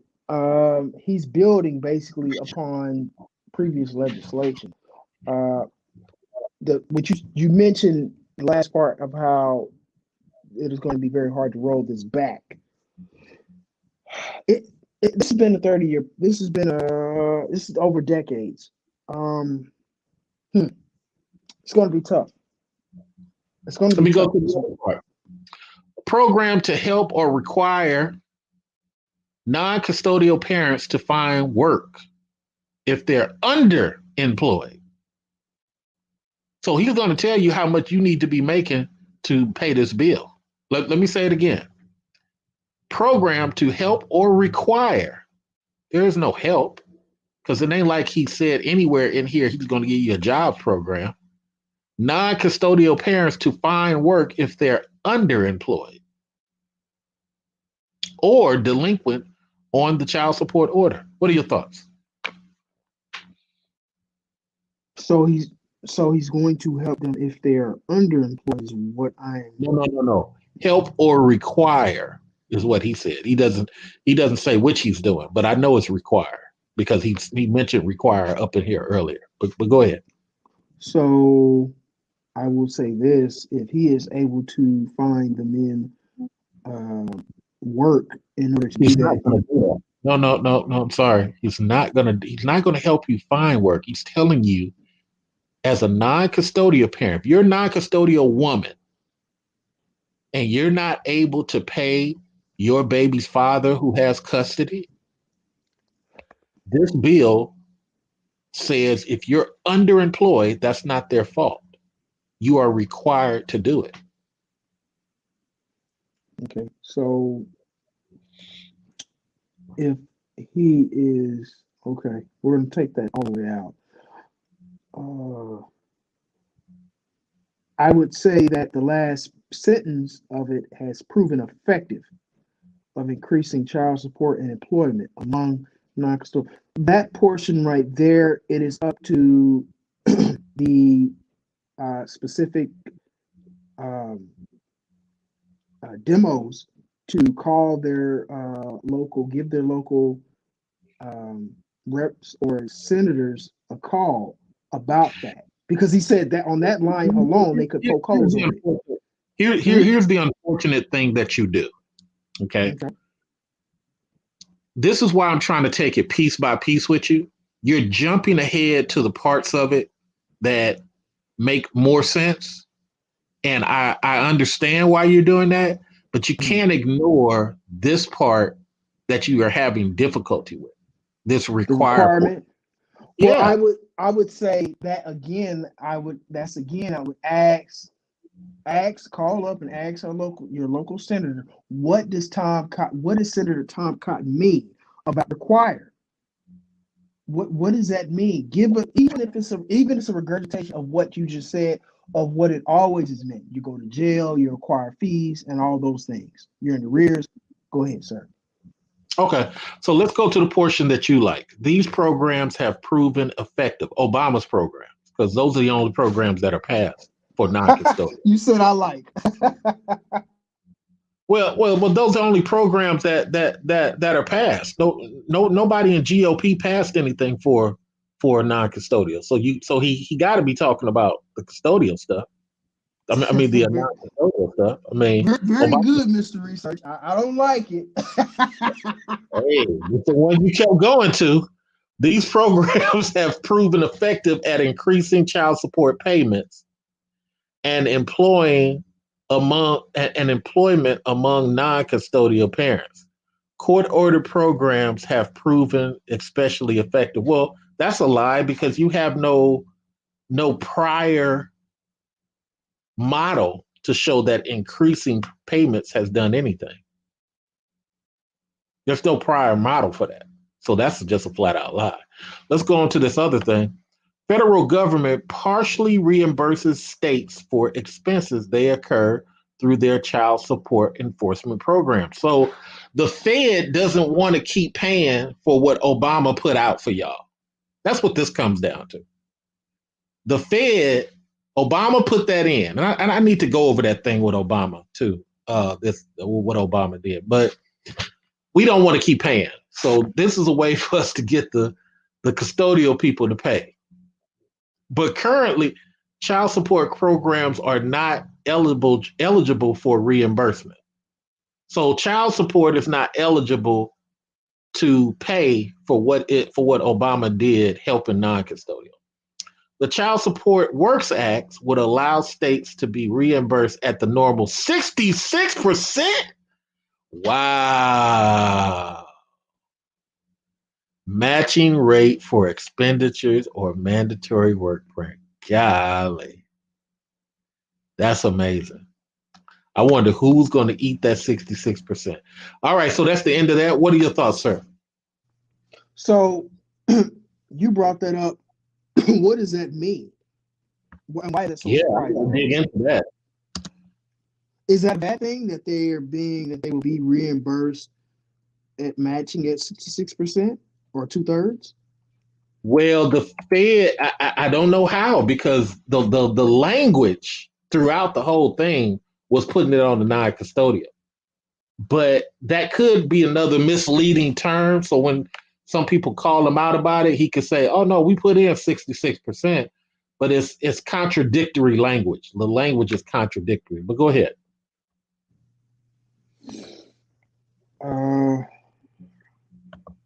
It's contradictory language.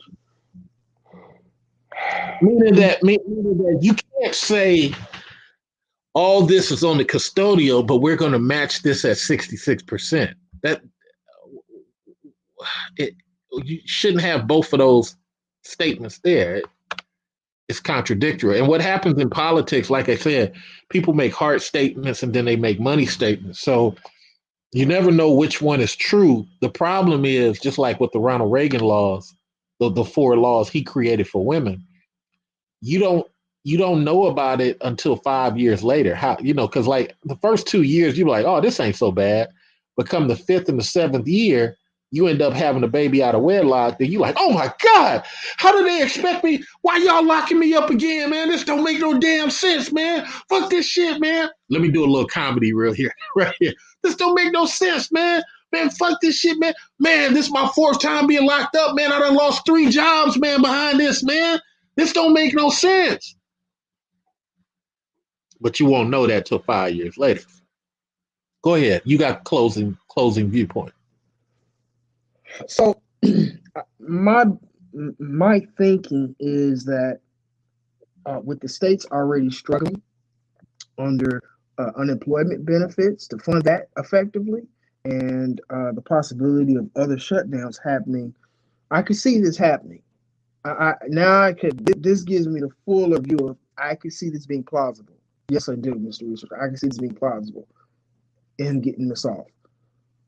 Man, I'm on the run. I'm on the run. What you on the run for?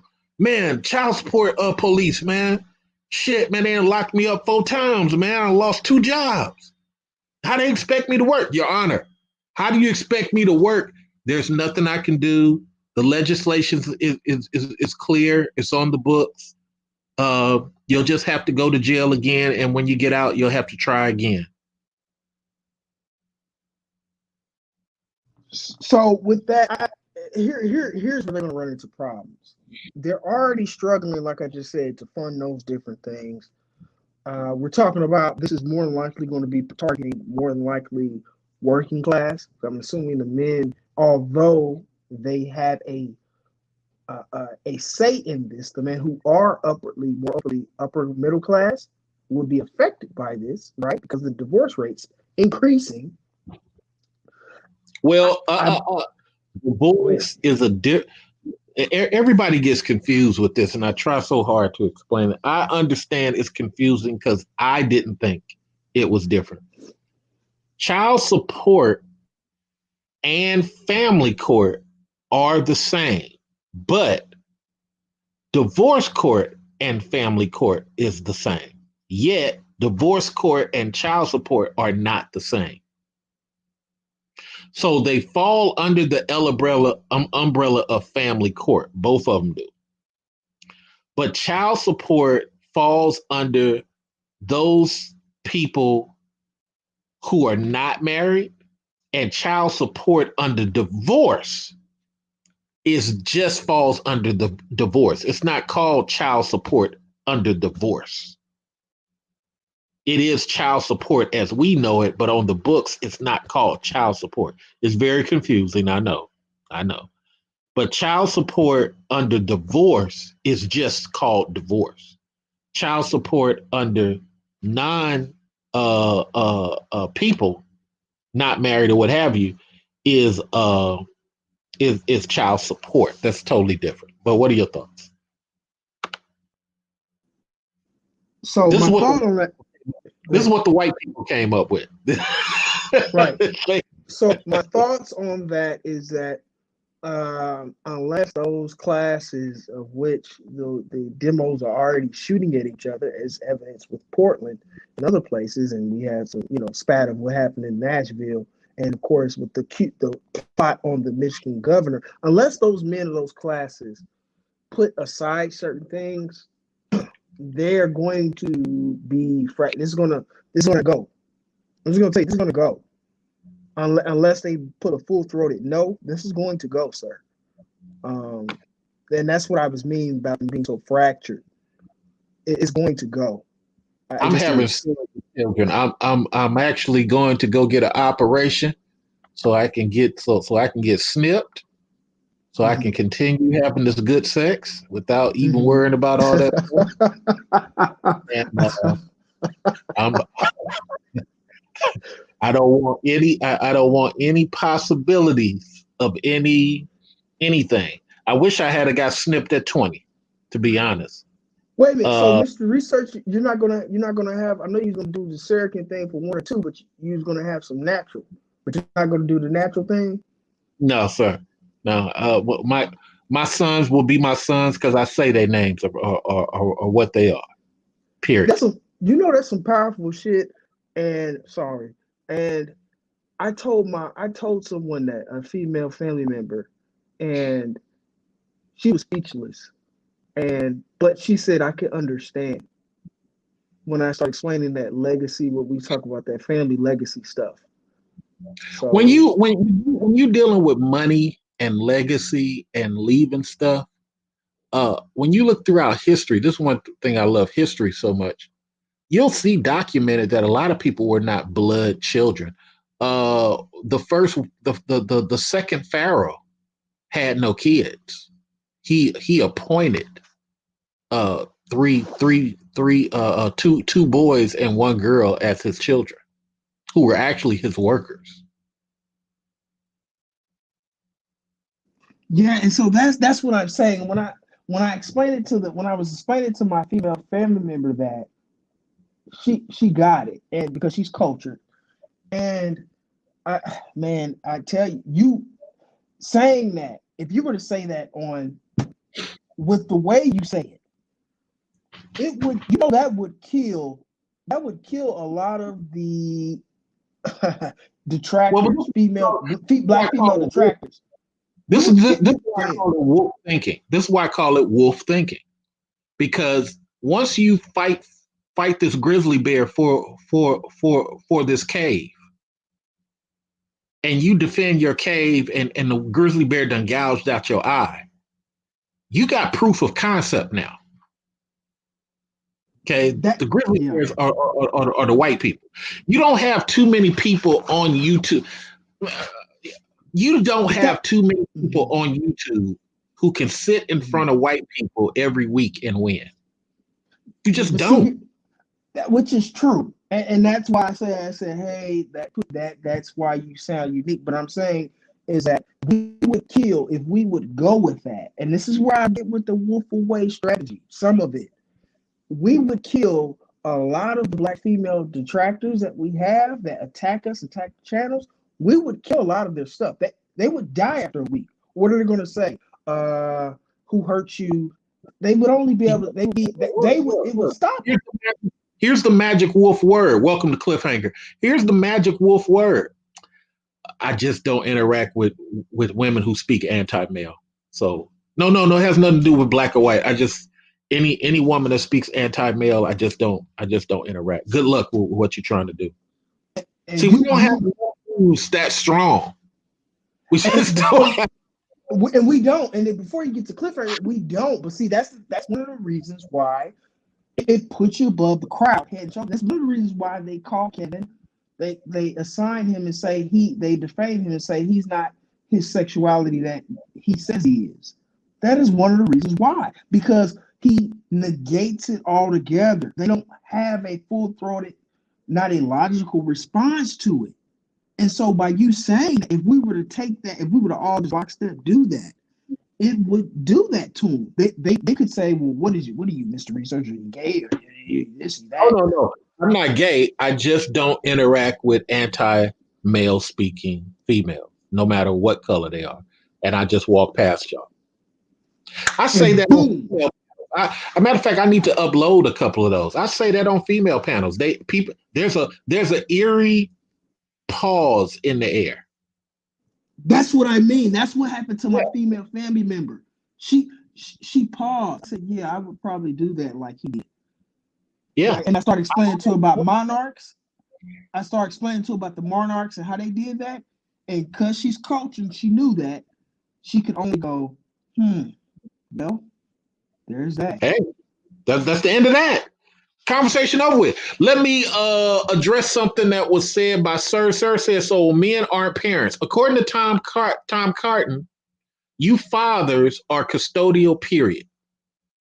Cliffhanger said, true and so wrong. Cliffhanger, you got the mic. Why true and why so wrong?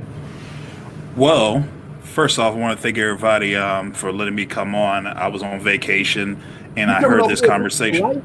You coming over here? You know black men are not polite. What the hell? Oh, sorry. All right, go ahead. So first off, what I mean as true as your statements where you're talking about when it comes down to the court system. We had the conversation in the last a few streams ago with me and you and another guy that basically there's a difference with the language of the document when it comes down to a divorce. If you're married with someone and in the paperwork, it has a divorce decree attached with the child support. As for if you're not married to that person, let's just say you had a one-night stand, things didn't go out the way it is, it's going to be a different form of language in that contract or in that parenting plan or whatever you want to do. Stop right there for a second. So he just came in and proved what I said to you guys as people listening to the stream. It is the same, but it is different. And we as black men have to start getting intellectual. Start challenging some of the people who tell you stuff. Because you black men are getting misled by other black men who want to entertain you with their talent. There's a lot of talented people here. And they making money off y'all, but they're giving you bad information that you cannot take to court. Please continue, Cliffhanger. Now, what I mean as for so wrong is it comes down to no matter what the situation is, if you don't have in paperwork that you are primary holder or primary, like your child's on primary residency, or you are the custodial parent, if you don't have that in paperwork, regardless, 9 times out of 10, they're going to think of you as the non-custodial parent. And I mean, Wolf rule number 2, have a lawyer on deck. You as black men who are over 28, you cannot keep walking around here driving in your nice car, screwing these females without having a lawyer on deck. Never go get a lawyer at the last minute. Paperwork that Cliffhanger is talking about, either your paralegal needs to make it or the lawyer needs to make it. But nevertheless, to Cliffhanger's credit, you need to have it. It's not even a joke, man. Y'all mad at these women, and a lot of this stuff has to do with us as men acting like children, hoping that we get treated fair. Fuck fair. Put some fangs on your teeth and sink your nice teeth into some neck flesh, and everybody will stop messing with you. Go ahead, What sir. you talking about, Mr. Cliffhanger? You can clarify this. Cliffhanger finish. Go ahead, Okay. Cliffhanger. One thing I want to say, and I'm going to say this to these Mgtows, to these red pill, blue pill, pepper pill, yellow pill, whatever kind of pills you want to have. Don DeMarco. So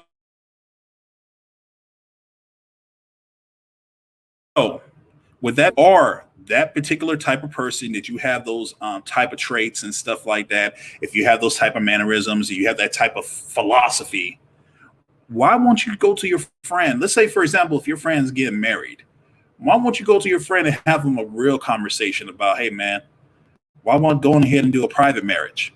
Why won't you go ahead and give her $100 so she can go to a paralegal or to an attorney and y'all write up a contract? Or, hey, don't step on that landmine. Or, hey, don't do that. I mean, because all I've been hearing on YouTube is talking, and there's no actions. I don't see a Mgtow march. I don't see a million red pill march. I don't even see anything. All I have been seeing is a lot of people just talking, giving them a lot of anecdotal suggestions. And 9 times out of 10, when they use those suggestions, they still get reared in by the court system. Well, to their defense, what they say is the Edward Anderson argument. As long as 10 people are winning, that's an example of millions of people winning. So that's the part I never understood. Yes, the 10 people are winning, but those 10 people are not necessarily you. Okay, but let me bounce off of that. Though. If you're telling me 10 people are winning and 1 million people are losing, so that just shows me that there's a huge problem in that philosophy. And I don't know if we need to basically, you might want to restructure the blueprint of what you're trying to do, or maybe you might want to do like they do with propaganda, or maybe try to put it out to the masses. Hold on, Cliffhanger. I think your problem is that, and this is me crapping on it a little bit, I will admit. I don't think that's the measure of success where there's an end goal. We're going to let you speak in a minute, actual factual. But I don't think that's the measure of success that there's an end goal. As long as I've been on here, man, we've went from Mgtow to red pill to black pill to blue pill to Ibmore. Ibmore was a failure. Then now we at SYSBM, and then we was on that savior. No, it was something else. I forgot what it was called, but it didn't last. No, Escape Black Man.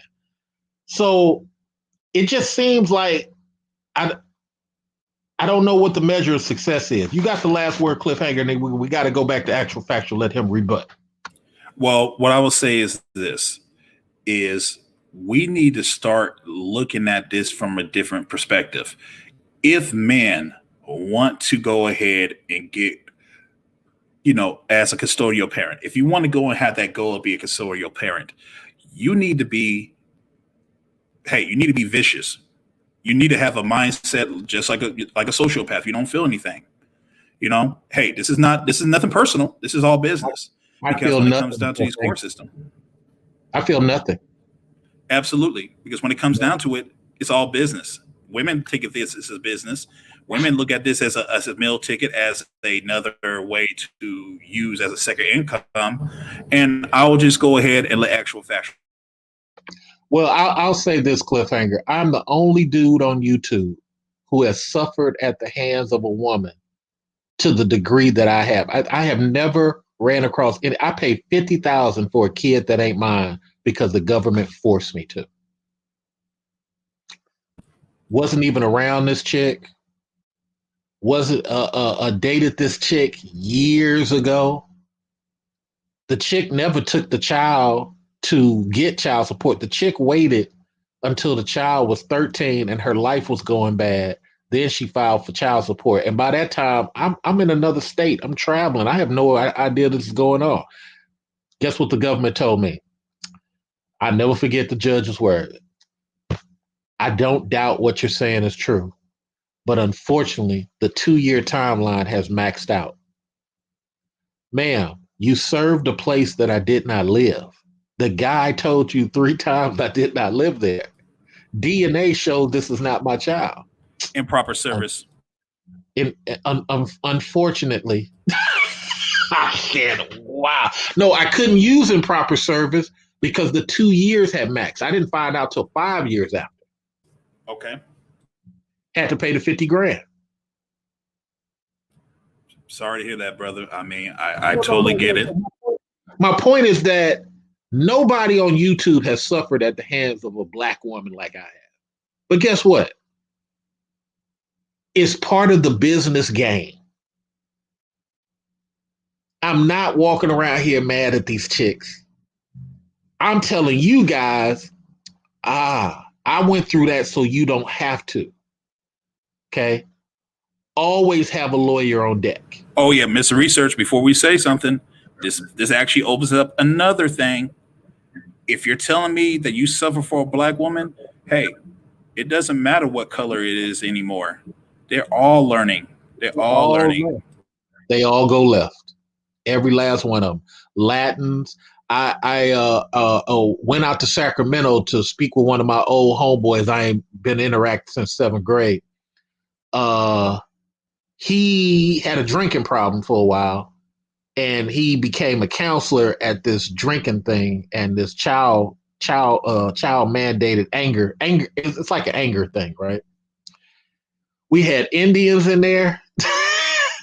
We had Chinese in there, Latins, and every last one of them. This American shit don't make no sense. A man in his own home. And then, you know what? Because I was a visitor, but I kept saying to every last one of them who said that, including the Indian guy, I said, now you know what black males have went through while you thought we wasn't going through this type of crap. This is what we're going through. Oh man, sir said I've suffered more than you. We gotta talk about this, sir, because I think you got custody of your children. But let's go with actual factual. Thank you for waiting. Go ahead, sir. Okay, so real quickly, you talking about how I understood it. You were talking about $50,000 in legal fees, right? What do you mean by legal fees? Well, this first was to Mr. Research. You're talking about 50,000 legal fees or 50,000 child support? No. I had to pay 50,000 for this kid. Okay, you had to pay 50,000. Okay, which the girl didn't even get none of the money. Oh, really? Went all back to the careers, huh?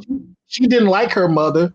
She emancipated herself at 17. She graduated early and she went to college. Okay, so mom got money. When you said the girl, you mean mom got money, but the girl didn't. Yeah, the girl didn't. Okay, so when you say that example, you mean 50,000. She got you for the 50,000 in child support that she could give. Child support was late fees and interest combined. Principal, late fees, and interest. Okay. Yes. Okay. So well, you do know Dr. T.S. Johnson is one of his bullet points, political black male mandatory paternity test. So we already had the paternity test. The DNA shows the kid wasn't mine. Did we talk about when the kid was first alive? When the kid was first alive, I had no idea the kid was in existence. Okay. Well, I think what I'm saying is that the bullet point or when he's saying the advocating that he's talking specifically for every kid, mandatory. If you know that a kid is alive and you and your girlfriend are doing well, I said this back in brotherhood lessons. Go ahead and pay the $100 DNA test. They got mobile DNA test guys. You could be out walking. You could be walking with your kid in the park away from the baby mama. The mobile guy can come, but you can't be a broke dude doing this. You got to pay because it's either 150 or it's 350, depending on what state you're in. While you walking with your kid without the mom is kicking with her girlfriend. That mobile guy is going to meet you at 10th and 4th. He's going to take out a Q-tip. He's going to swab no, serious. He's going to swab your gums and your tongue. He's going to put that in the tube, seal it. You're going to sign it. Then he's going to swab your child's gums and tongue. Go put that in the tube and swallow it. And then he's going to drive away, and you're going to continue walking. Then that guy's going to contact you with and make sure it's a state approved, because this is where they get you too. Make sure you get a state court approved, meaning that you tell them what court you're dealing with, and they'll tell you whether they're approved for that court or not. But get you a court approved, and that stuff is admissible. I've been saying this since what, 2009, 2010? I'm glad people are just now getting it. So if Dr. Hassan is just now getting it, applause to him. I've been saying that shit before O'Shea became a factor. Right. Y'all got to do that. And so he's got, like I said, he's got the gravitas along with others. We can make that happen. But I'm just saying it goes to that point. I'm saying we did that for mandatory for every kid. It goes but to you gotta be the type of dude when you're busting nuts to want to do that. See, here's the problem though, actual. It's too many dudes in the manosphere trying to get away with murder. But see, that's I understand that. I understand that, but I'm gonna say this, not to cut you. I understand that, and I'm saying if we push to make it national and put some teeth behind it, meaning just like how Tom Cotton put all that stuff in there around it to shore it up. If we put in there to shore it up to help cats like yourself in the situation, because yours was unusual, right? Even though paternity, we know it's like what, 33%, 30% or something like that, or false. So I'm saying is that what I'm saying, if we put some teeth behind it, we can knock out the majority. We're not considering the guys who are just. It's going to have to be financial teeth. It can't be just voice. And I don't think brothers have any problem. And this is a us thing. This is a us thing. You talk that warrior stuff. This is a us thing. We lay your sword out, and this is a us thing.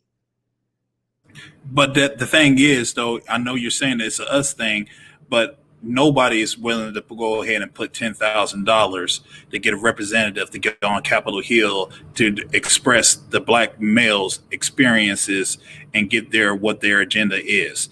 I could see right now that if each YouTuber right now can go ahead and put out, I don't even say 10,000, I'll say $500. We can go ahead, get somebody on Capitol Hill and go ahead and put this into fruition. But you know what? A lot of people paying their rent right now. A lot of people paying for, Gucci clothes and some nice cologne. Some people are thinking about, Saturday night, I'm going to go to the bar and listen to Jamaican funk and try to get myself a chick so I can bust another nut in her. That's where.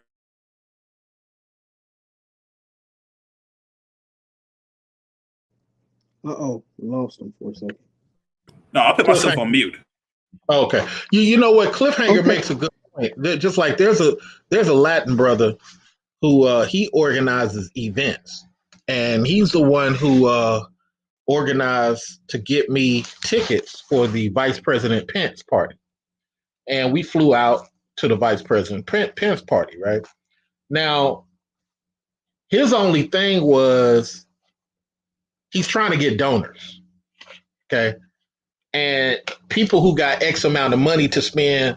I even paid for Shirley Huzar to fly down there one time when I couldn't go, okay? The problem is people like me, I got a little bit of disposable money. And to Cliffhanger's point, we don't have enough people with disposable money.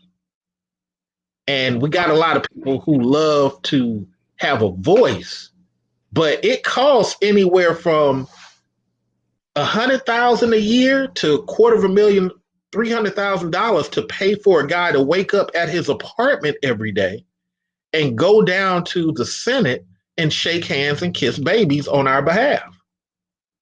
I mean, that is happening right now, though. That's what I keep telling. Name the person that's happening with. Come on, stop saying that. Name the person that's happening. Listen, let me get my full statement out. What I'm saying is the process in order to get there it's actually taking shape right now, like it hasn't been. Number one, Mumia said this. There's a black man right now who Mumia said he helped in the state of Georgia personally with child support stuff. And he's not even affected by that. And he said the man's name, and live on air, he had brothers. If you want to donate to what that brother's doing, because he's got more causes around that, he had brothers live on air. The host himself, Bernard, donating and helping that brother. This is real time manosphere shit. Okay, but here's what we're not looking at. You're saying that's one person. That is one particular person. We're seeing a group of people go to pay $500 to go and get a representative to go to Capitol Hill and basically voice these situations and actually have some type of paperwork that state of a bill that way other liberals and conservatives can get together and they can basically dissect and say, oh, this looks good. Oh, this doesn't look good. This is where I'm trying to say, I understand where you're coming from, but the biggest thing is it's not okay. It's not going to be on CNN. It's not going to be on MSNBC. It's going to be on www.blackhero.com. Right. And so what I'm saying to that point, I understand what you're saying, Cliffhanger. I'm in agreement with that. Here's what I'm going to say. With what other we have now academics, we have men from other who are prominent. I don't know if you're following him, you should. Mr. Dennis Sperling, Esquire. Okay. We have other men like Brian Ponder, who's another high-powered attorney in business. It's happening. What I'm saying when it's happening, whoa. What do you believe Dennis is doing? Say it again. What do you believe Dennis is doing? If I could finish my statement, is that it's happening. The formation. He said, "Men, do we have men having a lack of men who having the resources and the cachet to do it?"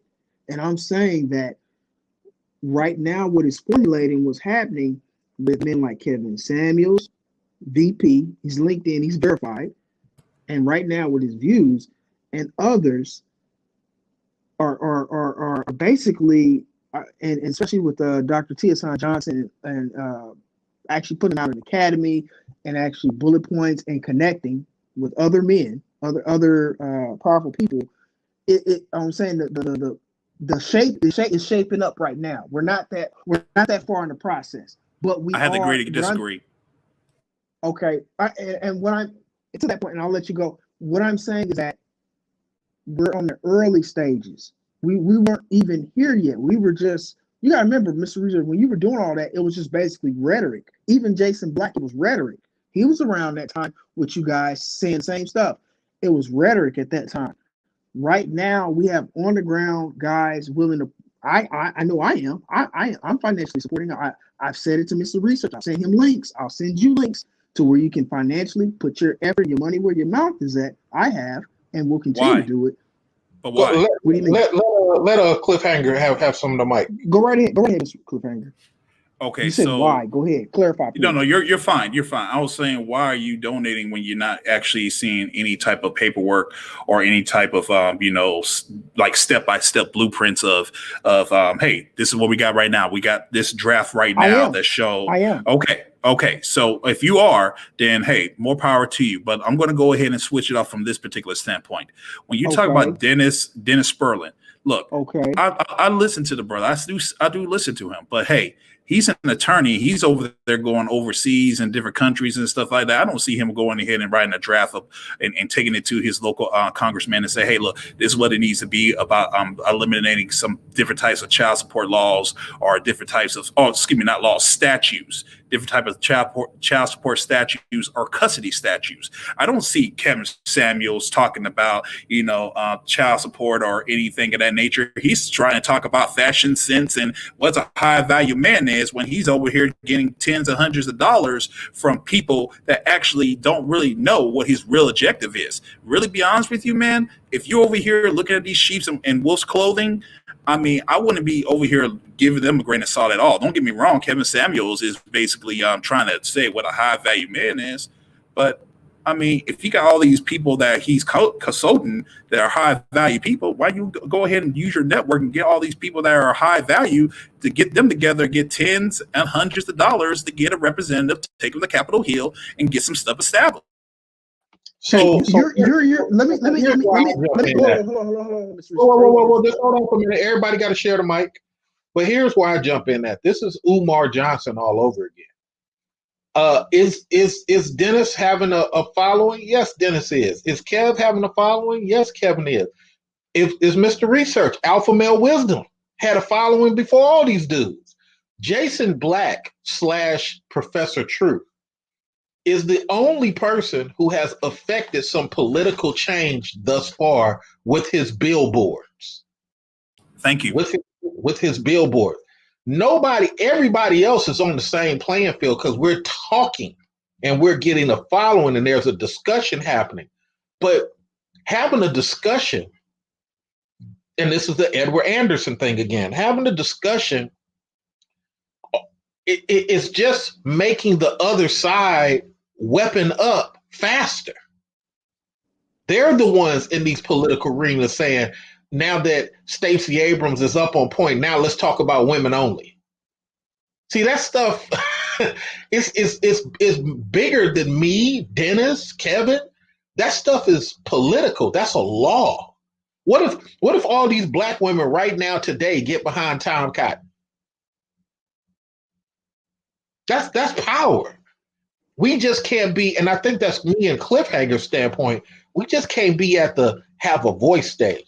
Go ahead, Actual, the mic is all yours. Okay, all right, let me answer some of those things very quickly. Okay, a couple of things. Is any of you aware that Kevin served as an advocate helping men in the child support court?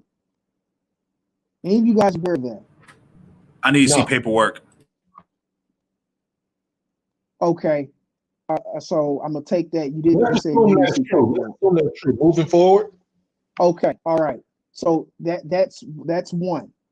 Okay, two. I cannot answer you're talking about specifically. I cannot answer for Mr. Dennis Sperling. I can only see who he's aligning himself with and actually helping that person when he has. He doesn't have it's not a huge financial incentive to help that person. Okay. Chiefly being Tommy J. Curry. Are both of you men aware of who Tommy J. Curry is? We'll just concede to that. Moving forward. Okay. All right. Second thing, Dr. Tiazon Johnson's actually putting an academy together. He's put one together online. You can donate online, and he is verifiably connected to that same man who is, by the way, connected to ADOS. I'm talking about directly to Antonio. Let me say about that. Until you're able to get the reputation that Q-Butter has or surpass it, it's all talk at this point. But go ahead. Okay. No. A couple of things. He hasn't gotten the status that Q-Butter has in Q-Butter's community. Q-Butter has a school, and we don't even know the size of that school. There's many black men who have a school like that. So what does the school have to do with Kevin Samuel or Dennis Sperling going and taking their resources to have a representative to talk to Pelosi and McConnell and say, hey, look, I'd like to put this also. I can answer that. I think, Mr. Hold on. I think you're jumping ahead. I really do, and I love the brothers being fervent about it. I love that. We need brothers Okay, being go ahead. We fervent can about it. mute ourselves. Go ahead. Okay, here's my problem. We're jumping ahead in the process. Gentlemen, some of this stuff was just established. Oh, I don't know, 6 months ago, and now we're putting financial energy behind it. Are we aware of that? Are we aware those same people talked to, helped out Ice Cube? Are we aware of that? Who effectively, directly help Black boys? Are we aware of that? Until I see one of these 2 or 3 or 4 Black YouTubers go and basically talk to any of these representatives about these different types of issues and these different types of situations and put it in law, not a statute, but in law, then, hey, I could put that with a grain of salt. But right now, we're seeing a lot of talking, and we're just seeing a lot of, okay, somebody got an academy. Okay, you got an academy. But let me ask you a question. Is man, hey, let's say man survival 101 is going to be at Harvard, or man survival 101 going to be at Stanford? Is it going to be at Harvard? Morehouse? Is it going to be at there? Like, hey, I can answer that. Go ahead. I can answer that. It's online right now. That isn't what he's saying. What he's saying is, when will it go outside of the online cock-a-doodle-doo crow groupthink environment and it's not just YouTube. It's not just YouTube. And go into an environment where it can be challenged by outsiders intellectually. Okay. Why would we? And I guess this is because that's how philosophy works.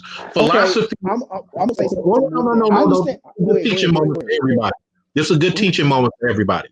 The way philosophy works, going all the way back to the Macedonians and Egypt, you have to be able to go into foreign lands and state your case intellectually and articulately. If you're not able to do that, then what happens is the same thing that happened to Muhammad when he created the Islam religion. You got to remember, Islam came after Christ. Okay, it's the same thing. You don't sound educated. You look retarded. Your body looks bad. Yet you want us to throw away all these gods, the god of sales, the god of marketing, and that's how it was in Mecca. Okay, you want us to throw all away and follow you based on what? You're not even speaking. Your uncle is speaking, and we revere your uncle, but your uncle is telling us these are your ideas.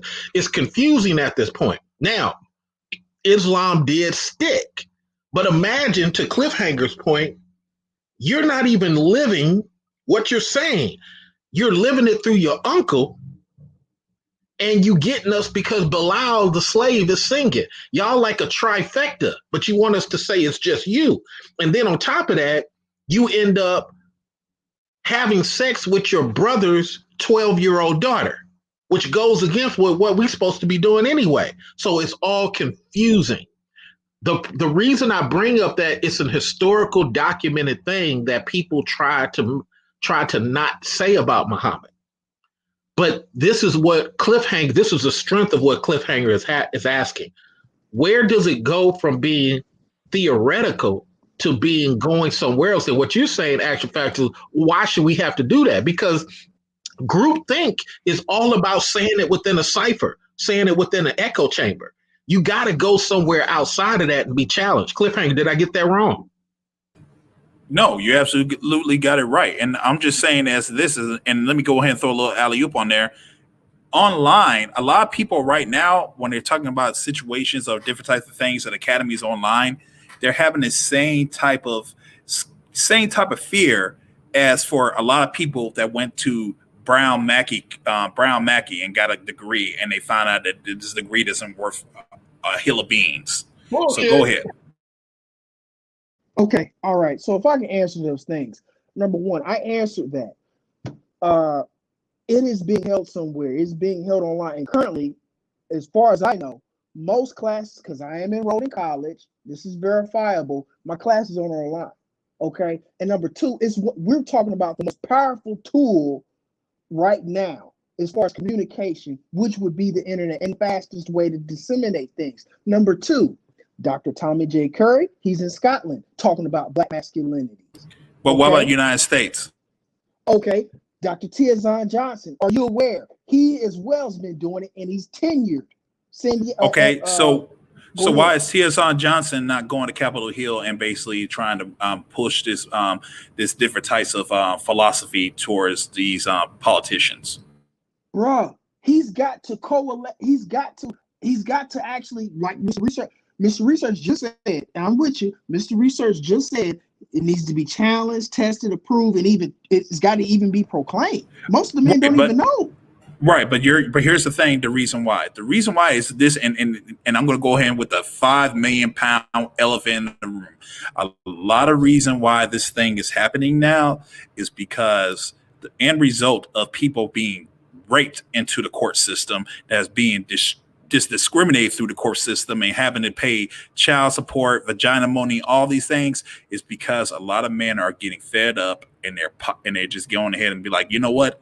If I can't get no justice, I'm going to take justice in my own hands. They pop the child, they pop the mom, and they'll go to jail. They will go to prison and take life or take the needle before they'll go ahead and do that. That's the reason why now all this stuff is. Okay, so I'm a bit. I've answered those things. Okay, so you just kind of brought in a kind of a hypothetical. I understand, but that's kind of hypothetical. How's that hypothetical when you see tons of stories on the news when a man gets fed up and he shoots his wife and he shoots his mother, or he shoots the baby mother and he shoots his child? Because honestly, at the end of the day, there's a lot of strategy when it comes down to, and I hate to say the word, the evil of the woman. So go ahead. Okay, so again, we were talking about a process in which a demo was able to get their needs addressed. That's what politics basically is able to get your needs addressed directly through, we're talking about monetary means and policy, breaking it up. Okay, in order to do that, number one, you need, like any other phenomenon that's happened, social phenomenon, you need a dissemination of information to actually prove to the people that there is a problem, or to coalesce under such construct. You need that first. You need a mission statement.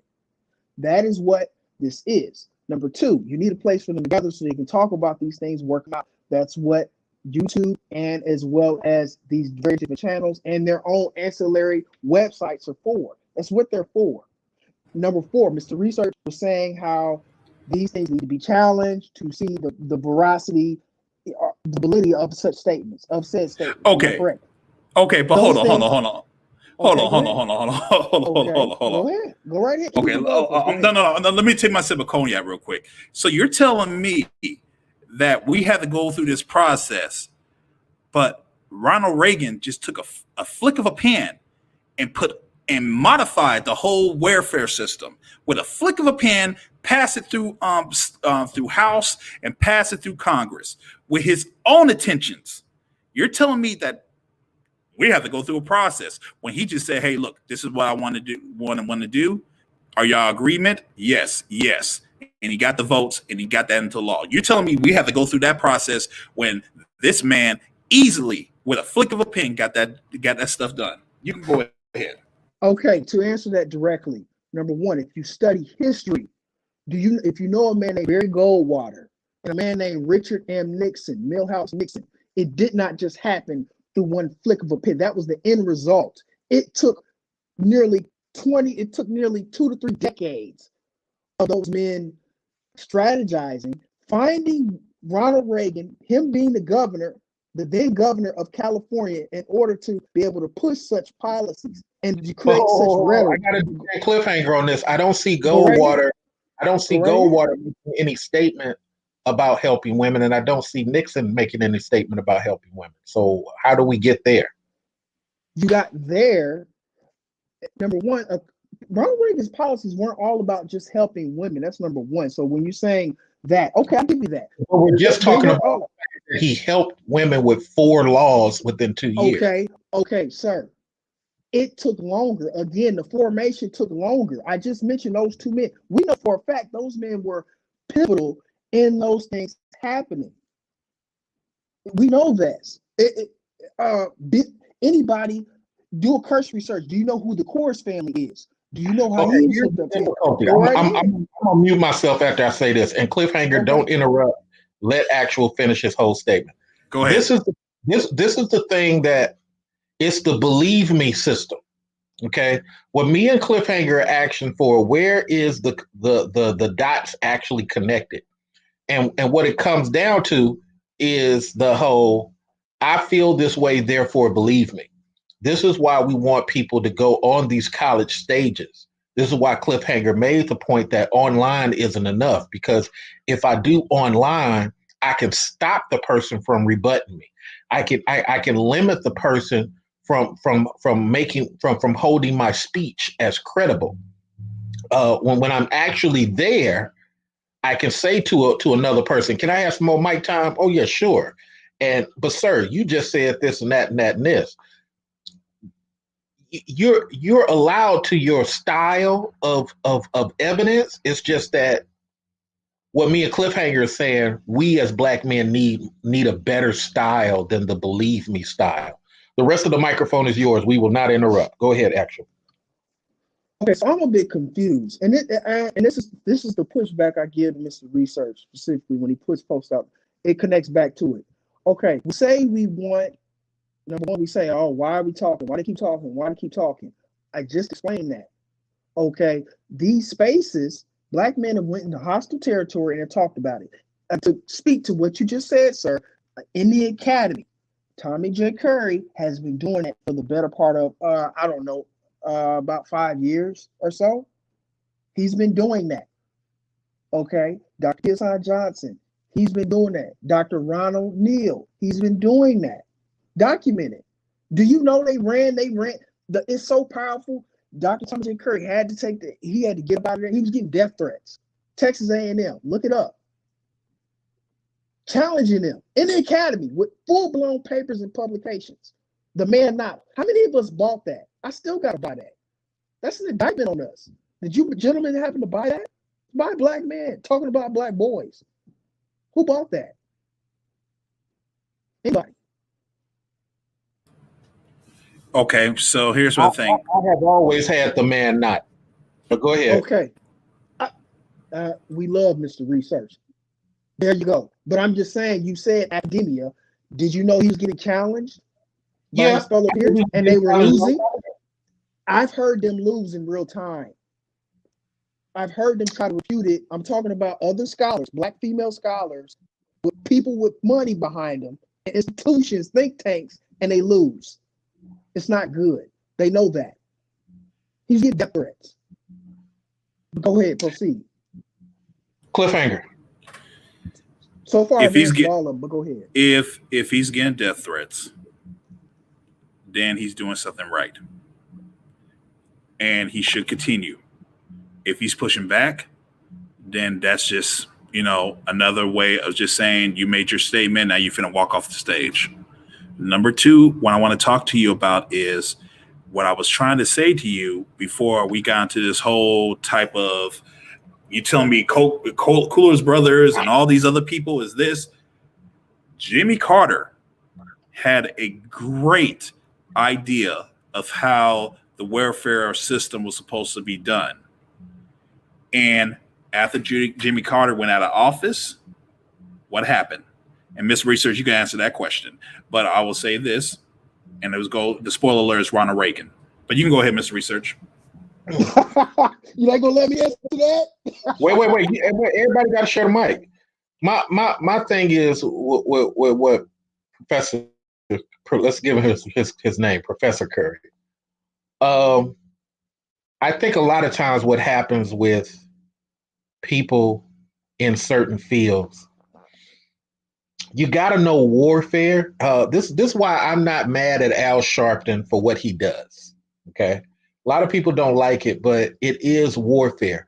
Al Sharpton had to create his own situation the way evil evil Reggie had to create Rainbow Push, because you have to create a dollar stream in order to say anything. The problem with Mr. Curry is he has anecdotal dollar streams. He has dollar streams within his specific circle. That's not enough. You need strangers to support you, which goes back to me and Cliffhanger's argument about being on a college stage amongst black men. Let's not even have white people there. College black guys making your statement, because saying it online, you control the online.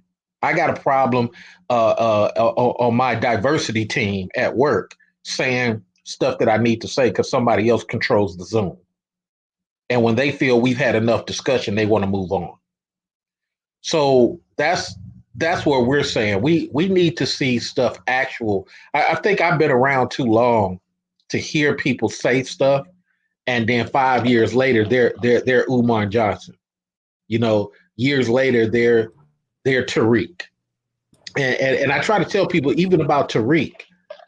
Tariq, yes, he made money. Tariq, yes, he keeps up a lot of moist behavior many a times, but Tariq has produced stuff for the black family that they can talk about, these movies. Regardless of what you say about Tariq, he's produced something for our kids to talk about years later, where we probably don't even appreciate it now. Can I get a couple seconds? Can I get a second real quick, Mr. Research, I'm almost finished. But just like Tommy, he hasn't really produced anything. He's just taken money. Go ahead, Cliffhanger, and then we really got to let Actual finish. Go ahead. That is the result of what I'm saying as somebody putting their own dollars and making something happen.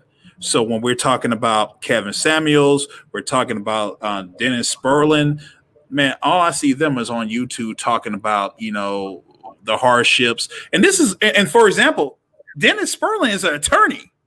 He has people in his inner circle that actually do family law, and he can go like, hey, man, look, I want $15,000. I got $15,000 right now, man. I need you to go ahead and write a draft of what I feel like will be a good representation of what a custody situation will be. And please, let me go ahead and take this, and I can go ahead and get this thing established. Hasn't happened. Okay. Happened. Well. Here's the nice thing I'll say about Dennis. Here's the nice thing I'll say about Dennis. I was on Dennis' show, and we had a disagreement. And again, everybody's allowed their different style to get where we need to get. But Dennis and I disagreed that Dennis believes that black men should be writing their congressmen and writing people who are in charge to influence how they want things to go. I understand that. I believe guys need to get their finances together and financially support those who are charging in there, like a Cory Booker and like a Senator Johnson. Okay. Even the black woman from Texas, I forgot what her name is, but her also, or is she from DC, dark skinned lady? But my point is, we disagreed on that. So everybody got a different style, but I don't know. We got to see more action. I'm part of ADOS Bay Area, and when I tell you, sometimes me and a guy, Hosea, got into a theoretical conversation where he's like, well, just look at the Duke University study. And I'm like, but that's a study. It's a sampling. That doesn't mean that it's really throughout the nation. We're going into our last comments because I got to go jog.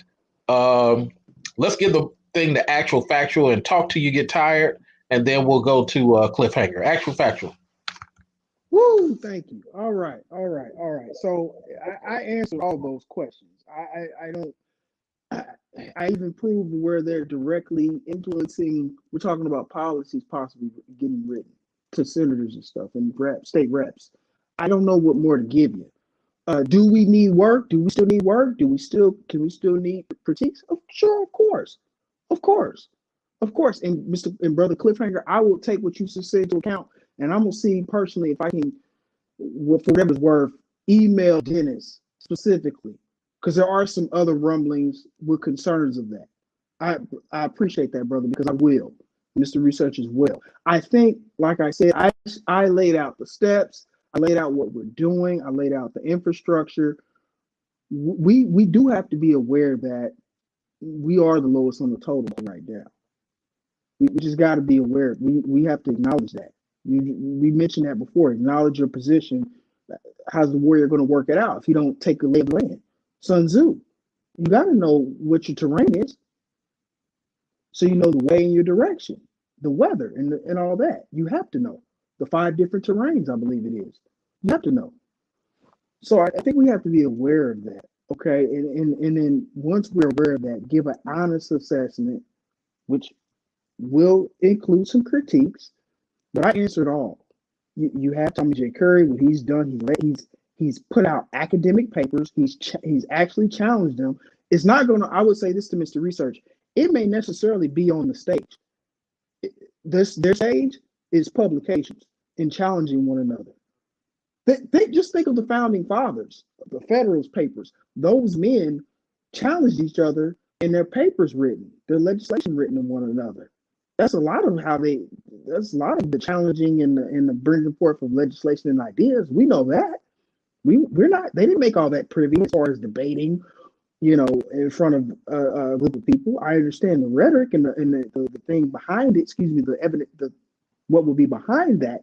But I caution to say that most of it, 9 times out of 10, is going to be unseen, or it's going to be challenged in a written format, i.e., what you were talking about with Tom Cotton, written format. That's basically his challenge. To say that the child support stuff doesn't have enough teeth, I think it could be sharper. That's his challenge. He basically wrote down his challenge to it. And what is it? It's in written form. He so happened to be having close proximity to where he's in the legislature, to where he can write that off, as you kept talking about, with the flick of the pen, and do that. Okay? And then as far as you keep mentioning Ronald Reagan, again, you can't refute that. Barry Goldwater's influence, Nixon, Mr. Richard M. House Nixon, along with the Coors, who basically pioneered what's present day Fox News. That's his brainchild. Him and Roger Ailes. Mr. Research does a fabulous 2 to 3 part series on all of that, on the genesis and all that. It's worth checking out, gentlemen. Okay, that is the way you make these steps and you make it happen. I answered all of them. What am I supposed to do? Come with the DeLorean so we can go back in time? I don't know what else I can do. I'm a black man in America. I don't know. You tell me. I'm not a high value man yet, so I don't know yet. I don't have it all. That's what I can say. I understand. While I understand, you got to give us time, brothers.